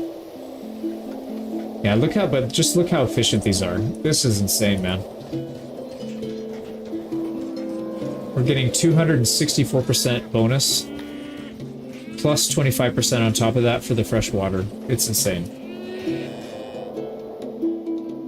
And we didn't even take bonuses from here. Like, we could easily spend 200-300 research points and get another, 40%. And just blow it out of the water. But, not necessary. We already have 150k in the bank. That's not a big deal.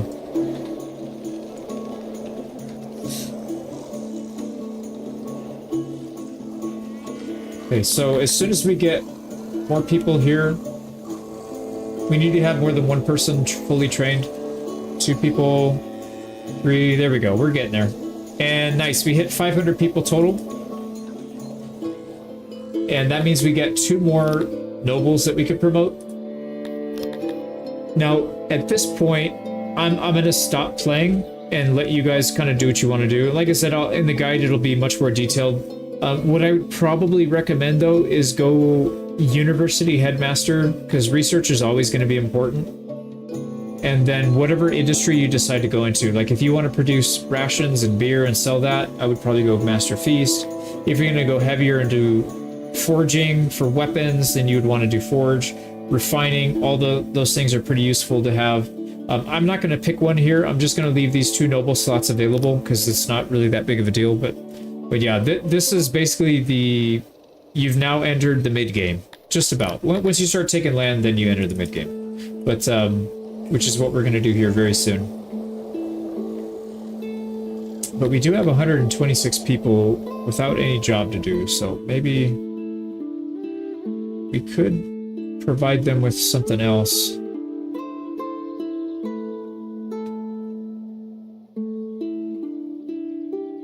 We could make another tailor.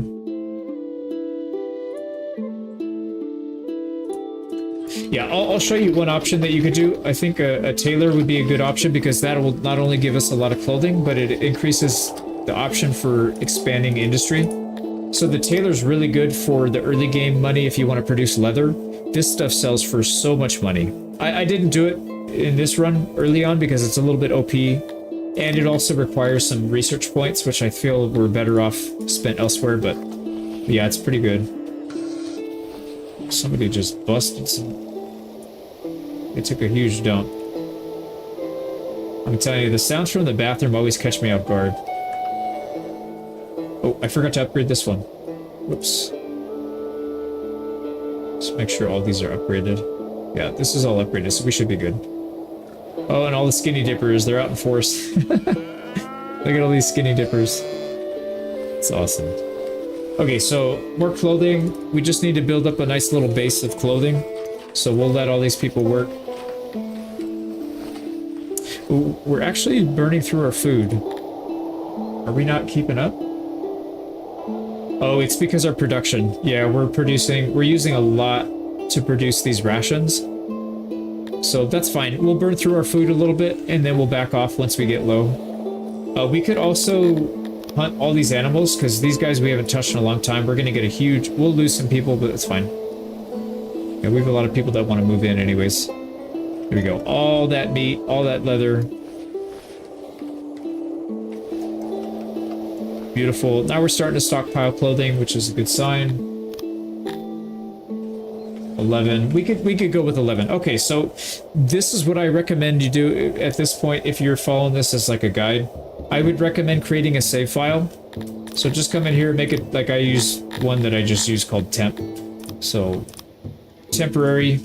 This is pre-battle, so if you screw something up, at least you can come back and just redo it. You don't have to redo the last... What did we spend? 2 hours getting here? Yeah, it's been 2 hours to get here, so if you don't want to have to redo that again, just make a save file. We're going to come up here to the top right, go to the world. go to the armies tab, and we're going to recruit an army, and we're going to pull it from our own city. So pull these guys out. Now, here's how this works. The only people that will come out and fight offensively are the people that are fully trained. Anybody that is in the town that's not fully trained will still join for defense, though. So it's a totally separate set of rules if you go on offense or defense. So offense, they will join only when they're fully trained. Defense, they'll join as long as they are trained as the bare minimum. So, all right, so we're gonna go. We can see right here they start to fill up their supplies, and we have our numbers gaining up to 11. That's fine. 11's fine. You really only need about 10 to 20 to take your first town. If you have fully trained archers, they have to be 100%, and they have to have maximum amount of bows. You can see right here, it's actually not fully equipped. Let's make sure they get fully equipped before we leave. Yeah, there we go. So now we want to go attack the closest town, which is going to be this one, or I guess that one. Yeah, it doesn't matter. Doesn't really matter. We'll take this one. Wolpensky. So you just click and they'll run through. There's no such thing as borders in this game. You can walk all over people's territory and they don't care for some reason. I suspect that's going to change because it's pretty cheap. Now, because we have such a small army, anybody that we attack is going to want to sally out and attack us, which means we avoid having to siege. It saves you about 7 to 8 days worth of game time, so I would much rather fight them in battle rather than having to just wait them out in a siege. So engage. We only have 11 people, but you got to remember, these are basically the Fian champions of, like, just like in Bannerlord, these are insane. They will absolutely destroy these militia. So we're gonna pull our troops all the way back here, set them to sprint. We have a decent distance between them, so they should be able to start shooting right away. We're pretty, yeah, see, they're getting rocked. Look at all these arrows. They can't even move because they're getting hit by so many arrows. Now, as soon as they run out of arrows, they will slowly regenerate over time, and you'll see that these guys will start to charge forward. It's too late. Too little, too late. They're not going to make it, though.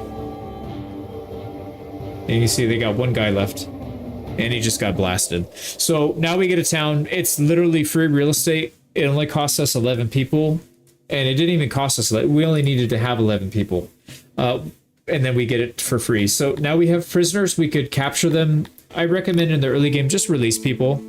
Just release. And then you want to get to this town as fast as possible, because if you wait, they will regenerate their militia, and then you'll have to fight it again. So you don't want to do that. Get there as fast as you can, and then you release everybody. Give them mercy. So mercy basically means that you don't do any damage to the town. If you sack, you get a little bit of bonus.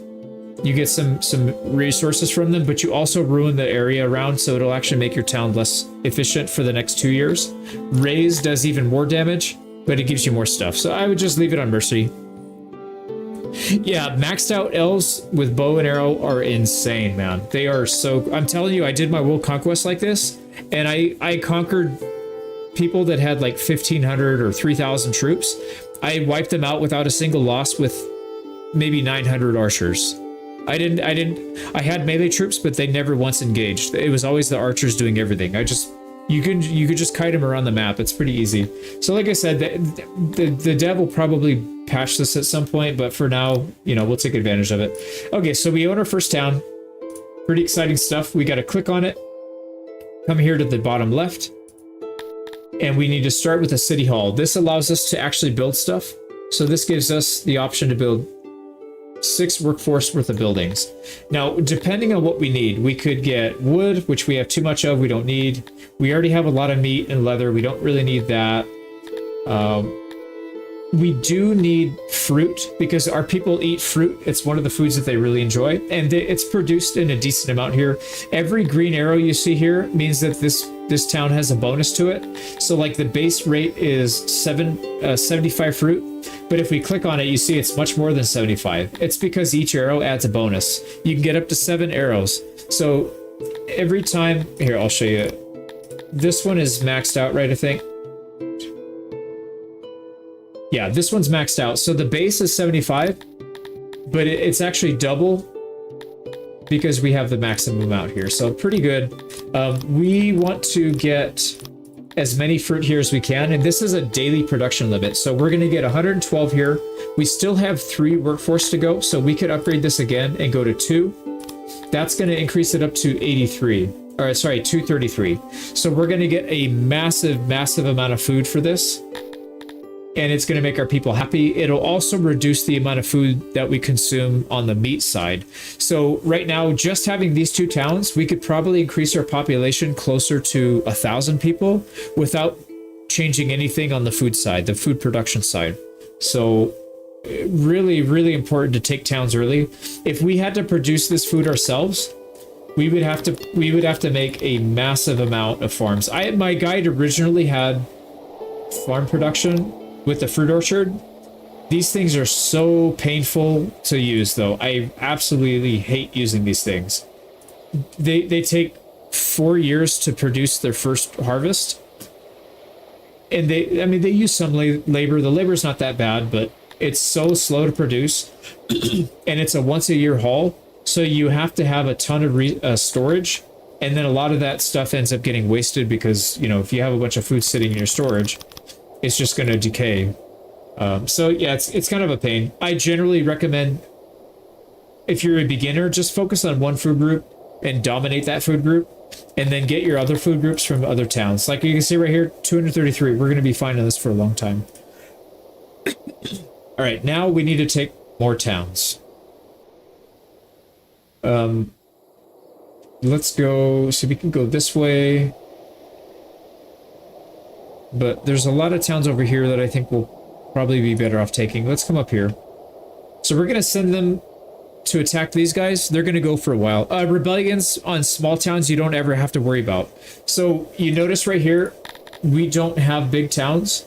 This is a small village. If you have something like a...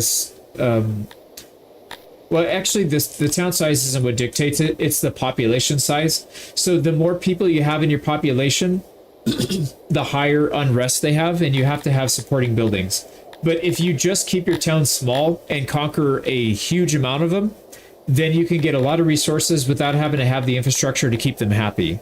The way this would be a problem is if you only have access to conquering 1 or 2 towns, then you'd want to make the towns big. But in the early game, keep them all small. Don't go over level 1 town, and just take as many free lands as you can. Because you can see they don't have issues with health. They don't have issues with rebellions. Like right now, the current is 1.0. Once these things actually, I'll show you. This will shake out eventually. These guys want to give us a gift. We're gonna just decline it. I don't want to deal with it. You can see this will start to go up to positive territory once the population goes to its normal resting size or resting rate. We gotta fight these guys real quick. We'll go back to that town in just a second.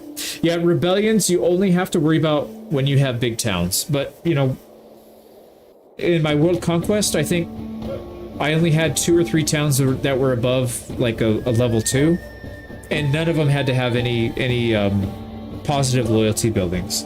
I also used one of the starting perks, the starting bonuses that give a 1 loyalty to each race. So that one's pretty nice to have. So again, these guys are going to get wrecked because we have 13 people now instead of 11, so it's going to be even worse. Now, one thing, do not let these guys get close to you. If you hover your mouse, they have no weapons, but they actually do have a weapon. Do not let them get close to you. They will wreck your life. They will wreck your world. So I kind of want to show you, it's kind of like looters. They like pick rocks up off the floor and just completely wreck your guys. Let's see if they get close. Oh, yep. See right there. Somebody died. It's so stupid, man. They don't have a weapon. I don't know what the hell they're throwing, but they actually have weapons if they don't have a weapon, if that makes sense. So do not let them get close to you because they will kill your archers very fast. So...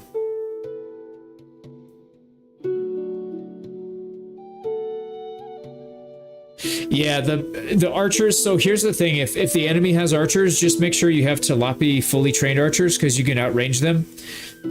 And your archers will automatically target their archers first, I think. And if not, you could manually target them. But yeah, I would recommend doing that. Here we go, so we get our second town, and like I said, This is too easy. This is probably going to get patched, but you know, for you learning the game, this is a great way to start because it gets you off having a lot of fun early on because you get to expand quickly. You get to play with the military. You get to play with importing resources. There's a lot of really fun things that you get to do that you probably wouldn't be able to do if you were, you know, if you had to build a legit army.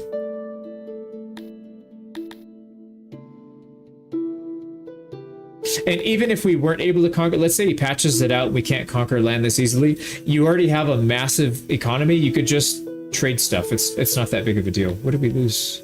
Somebody got mauled. Okay, we already have a lot of food. I don't think we need another fruit orchard. We probably want to switch it over to our, we are importing herbs. Let's see what herbs look like here. So the herbs are actually better here, but the fruit is better here. So what I'm going to do is I'm going to switch this to fruit here. So this is going to produce 229. This place was producing 220. Let's switch this out. And the way you can do this, all the buildings in this game are built instantly. You just click on it and then you delete it and then you go to this one and you can build that one twice. So 62, instead of having to import it now, it's going to save us money. So we'll accept that. We're getting fruit and herbs now. And then you could see this town still has issues, doesn't have issues with rebellion. It just has issues with loyalty. As your support goes up to 100%, it'll fix itself. Don't worry about it. As long as you keep your town small. If you try and go big right off the bat, then you will have problems with rebellions. But yeah. So we still have supplies. Now, here's one thing. If you conquer too much in a row without stopping to resupply, you will starve yourself to death. So the way you resupply is if you stand still, you sit in friendly territory. So right now we're fortifying and we are in friendly territory. I think it actually works in neutral territory too. As long as you're not in enemy territory, I think you can resupply. You just wait for like half a day, and then once it goes to fortified, this changes to fortified, you will actually start to restock your rations, your clothing, and whatever other equipment that you want. Right now we have more than half. We're good to go. We could just keep romping around town and just taking all these towns. So, but we're going to end this very soon because we're pretty much going to turn into a powerhouse here. And like I said, I don't want to show you too much because then it's just going to make the game a little bit not as fun if you just already know everything right off the bat. Let's take our archers off the flank.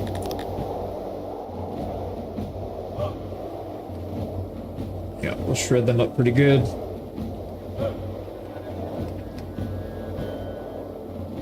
There we go. But yeah, I agree. The dev needs to patch this game in a few areas. The late game has some issues. The AI, and I know he's by himself, or my understanding is that he's by himself, so it's going to be tough. But the AI he is using is literally one of the worst AIs I've ever seen in any video game I've ever played. It's really bad. It's really bad. It doesn't make the game less... well, yeah, it does probably make the game less fun. It doesn't make the game unplayable. It's still one of the best games I've played, but that being said, the AI is so bad in this game. Like, they'll just aimlessly follow you around the map and not go for the objective, even though they could. There's a lot of stuff like that that's kind of annoying, but it is what it is. Now, the other food type that we have access to is... that our people like is eggs. So you only get eggs through Globdian. These are like these turtles. So you could do that. It's only 65 eggs, so it's not very much. And what I would probably recommend doing here instead is going for something else like... this place actually has ore mine, which is kind of an expensive thing to import, so we could do that. You can only build one, unfortunately, because these things cost more. So we only get 6 workforce. We could do level 2 of any of these food groups other than the mushrooms, because these all cost 3 each, and level 2 costs 6, so it's exact. These all cost 5 other than the pastors. These are all 4. Oh, interesting. Baltic Crawler's 5. But yeah, these are all 4. These are 4. Everything else is 5. So they're pretty expensive. You know what we could do also is stone. It gives you way too much stone, though. We'll just get flooded with stone. Yeah, I think probably ore, and then we could start producing our own metal. So something like that would be good. Good luck. I appreciate it. Thank you. Yeah, we're just about done here, but let's take over a few more towns.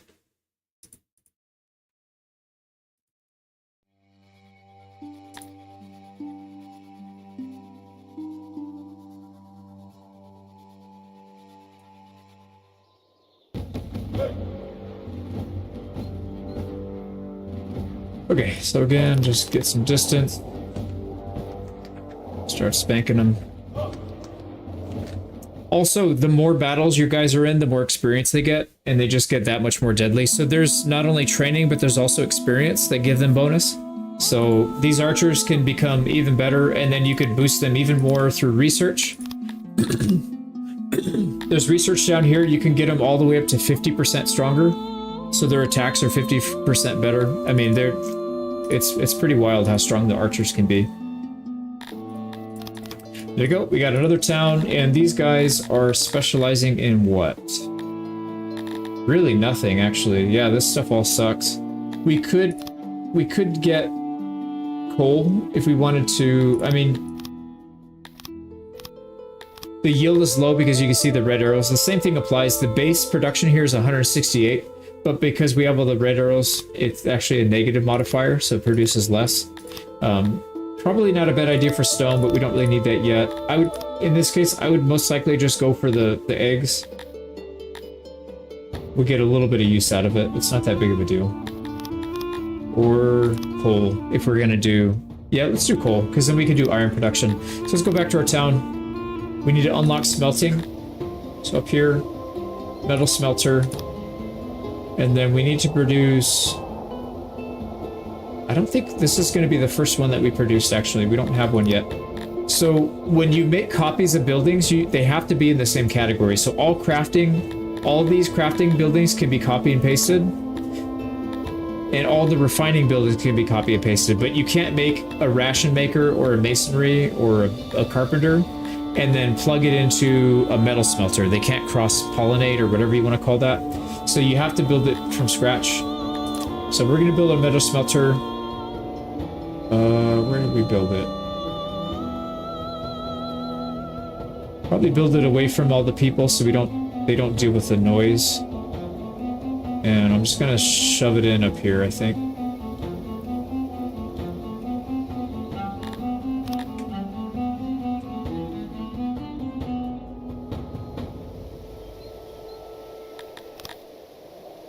Don't make it that big.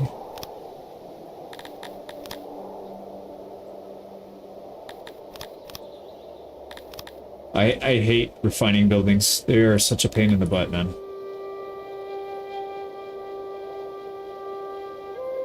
Alright, so if we do that, how many...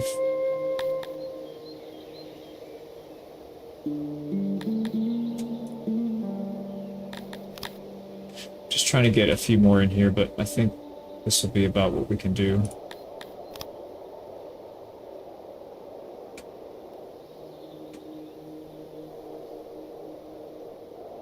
Yeah, that's fine. But we're just going to make a quick one. Like I said, I'm not trying to min-max this here because we're going to end this one soon, but let's run with that. So there's our smelter. And we have a lot of workers. We have 102 workers. We got to find somewhere for them to work anyway, so this will work. And we need to increase storage here for coal, iron, and metal. And then we'll turn off... Let's turn off importing of metal. We don't want that. So there we go. We won't spend any more money on it. And then as soon as we get our shipments in... Now, what happens... I didn't explain this, but... as soon as you take a town, they start sending you resources. And you'll see these little wagons. Like, here you go. Here's our wagon coming from... I don't know, whatever this town was. But you can see right here, if you hover your mouse over it, it'll show you they're bringing 62 herbs. And you can see what path they're taking. So they're going all the way through the river. They're going to come all the way down here. What else? Do we have any other wagons? Here's a wagon coming in with coal. So our coal wagon's already here. And once they pop in, so once they leave the map right here, you'll see them pop on the screen here. Usually they come from the edge of the map where the road is. Yeah, you can see there's one right there. That's the guy that drops stuff off. He's got a little red hat. And then you can see them come down here to your storage and drop them off. We'll keep an eye out for him.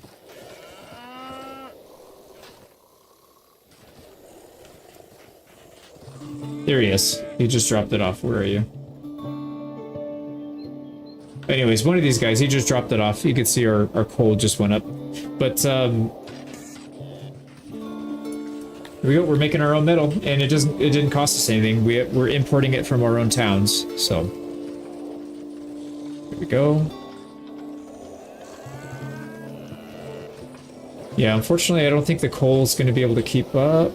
Or maybe it will. Yeah, it will, actually. Sweet. So we'll build a little bit of a stockpile ore and other stuff. Now, what I usually recommend at this point is to build a bunch of these logistic hubs, the exports. Because you're going to have a lot of materials that's just going to sit there and rot that you can't physically use. Just sell all the overage stuff. This is getting into a little bit more advanced stuff, but like, let's say, for example, we're going to have a lot of fruit. So I'm going to set this guy up to sell fruit. And we want to make sure we have a really high amount of it. So only sell 10%. You put your pull limit up to 90%. So that's good. As soon as fruit starts to max out, we'll start selling that. Same thing here. We're going to do ore. And we only want to sell the top 10%. And then once we reach that limit, fine. We won't sell anymore. Same thing with coal. There you go. So now we should never hit the limit of those. We also are importing... Yeah, we're importing herbs, which we don't need because we're actually getting it on our own. So let's go ahead and increase the amount of storage we have for herbs. Go to 1,500. And then same thing, we'll put this here for herbs. Put it down to 90%. So now any of these supplies we're getting from our taxes from our other towns, as soon as they come in, they will start to get sold off if we stock up too much. Because, like I said, you don't want inventory just sitting there doing anything. It's kind of useless. What are we doing here? Why are our arrows so low? Okay, anyways, let's go back to our little army here. See, there's other towns we can go around and pick up. You could literally just travel the whole map and start taking towns. Now, you might think, oh, well, these are so far away. Why would you do that? But the game is not really well balanced for late game or any kind of campaign map fighting. You could take all these towns and nobody will ever bother you. The AI only sees you. They only actually see you if you're connected to your main town. So like our main town is... Where's our main town? Right here. So anybody that's connected to us on this diplomatic map, these are the only people that could potentially attack us. If you take land over here, anybody boarding you, they will physically not ever attack you until there's a connection from your town all the way back to your capital. So you could, and this is how I did my world conquest. I went around the map just collecting all these towns, and I had like 120 towns before I even owned my first town connecting me to somebody else besides the starting guys. So I was a massive, massive powerhouse before I expanded past the opening stages. And that's how I was able to just steamroll everybody in, I think I did it in less than 100 years. I don't know, something like that. But yeah, so that's another thing that you, like taking towns over here, you don't have to worry about this pissing off your neighbors because they aren't actually your neighbors. The only one that your neighbors, as far as what the AI sees, are the people here right next to you. So anyways, that's pretty much it. I don't want to go over too much more. I think I probably went a little bit more than I should have, but this is fine. Where would you go from here? And I would say expand your population. I would probably build another town maybe on this side, or keep expanding down here, build more industry. You're probably going to want to keep adding more people to your research. Like I would expand this. This would be my next step right here, is I would add more research. All the way down here, I would redo this. The one thing that I haven't covered yet is actually these yellow tiles. So if you ever see these yellow tiles, that means your building is too big to be supported. So you have to come through here and add supports. Usually the way that I deal with these is I usually come in from the closest one from the edge. I go 2 tiles in, and I put a post. And then I go 4 tiles, put a post. 4 tiles, put a post. 4 tiles, and so on and forth. And then make sure you have 2 tiles in from the end, or I guess in this case, four tiles and a post should be fine. And then you can do the same thing, 4 tiles, 2, 3, 4, and a post. Well, this one you can't because it'll block them, but yeah, you can just come in here. Now you have no yellow tiles. You won't get any penalties for this. And then you just keep putting stations wherever. I mean, yeah, obviously I'm just throwing them around, but you know what I mean. So I would probably expand that first. That would be my my first thing that I would do. I would start looking at research and where you would want to go. It depends on how you want to do your campaign. Do you want to start making your own weapons and have a big army? Then you'd probably want to go smithing, armor smithing, and then increase your efficiency for your smelter. Let's take a few points of husbandry just for fun. See what that does to our numbers. Yeah, almost. We're making 50. That's crazy. 50. So we're making 300 of each. 300 meat. Yep. And we're getting 267. You see how much effort it took to get all this going, and then just one town without even any upgrades. It almost matches it for the fruit. It's pretty wild. But anyways, yeah, I would probably go that route. Keep expanding your military. When you want to do more, just come up here, add more people, or create a new one. And then just set up all their stuff. Make sure they have training. Make sure they have equipment. Maybe give them some armor eventually. Stuff like that. And then stay tuned, because I'm going to make a bunch of guides for the game, hopefully. Or at least one big one, kind of showing how each building works and how each mechanic works. And that should probably do it. But anyways, hopefully that was helpful. Like I said, I spent a really long time in this, way more than I should have justified based on how popular the game is and how many views this is going to get, but I feel like this is such a good game. It's probably worth the I don't want to call it sacrifice, but you know what I mean. Because yeah, nobody's going to watch this. But that's all right. We're going to come back here and disband these guys so they can go back home. And they'll join the population here. And now they can join you as a defender. So if you start getting raided, then you're going to need these people to help defend. So, but we're not even being raided yet. We're not at that point. It should come soon. But once you start getting raided, you can use these guys to help defend. Yeah, that'll have to be a separate guide, I guess. Yeah, I don't think there's anything else I want to cover. I think we're good here. So I'm going to cut it. If you guys have any questions, drop me a comment, let me know, and I'd be happy to answer. But I'm going to start working on the actual guide itself, and hopefully get this ready and out soon. All right, we'll talk to you guys soon. Thank you so much for showing up, and we'll see you guys on the next one. Take care.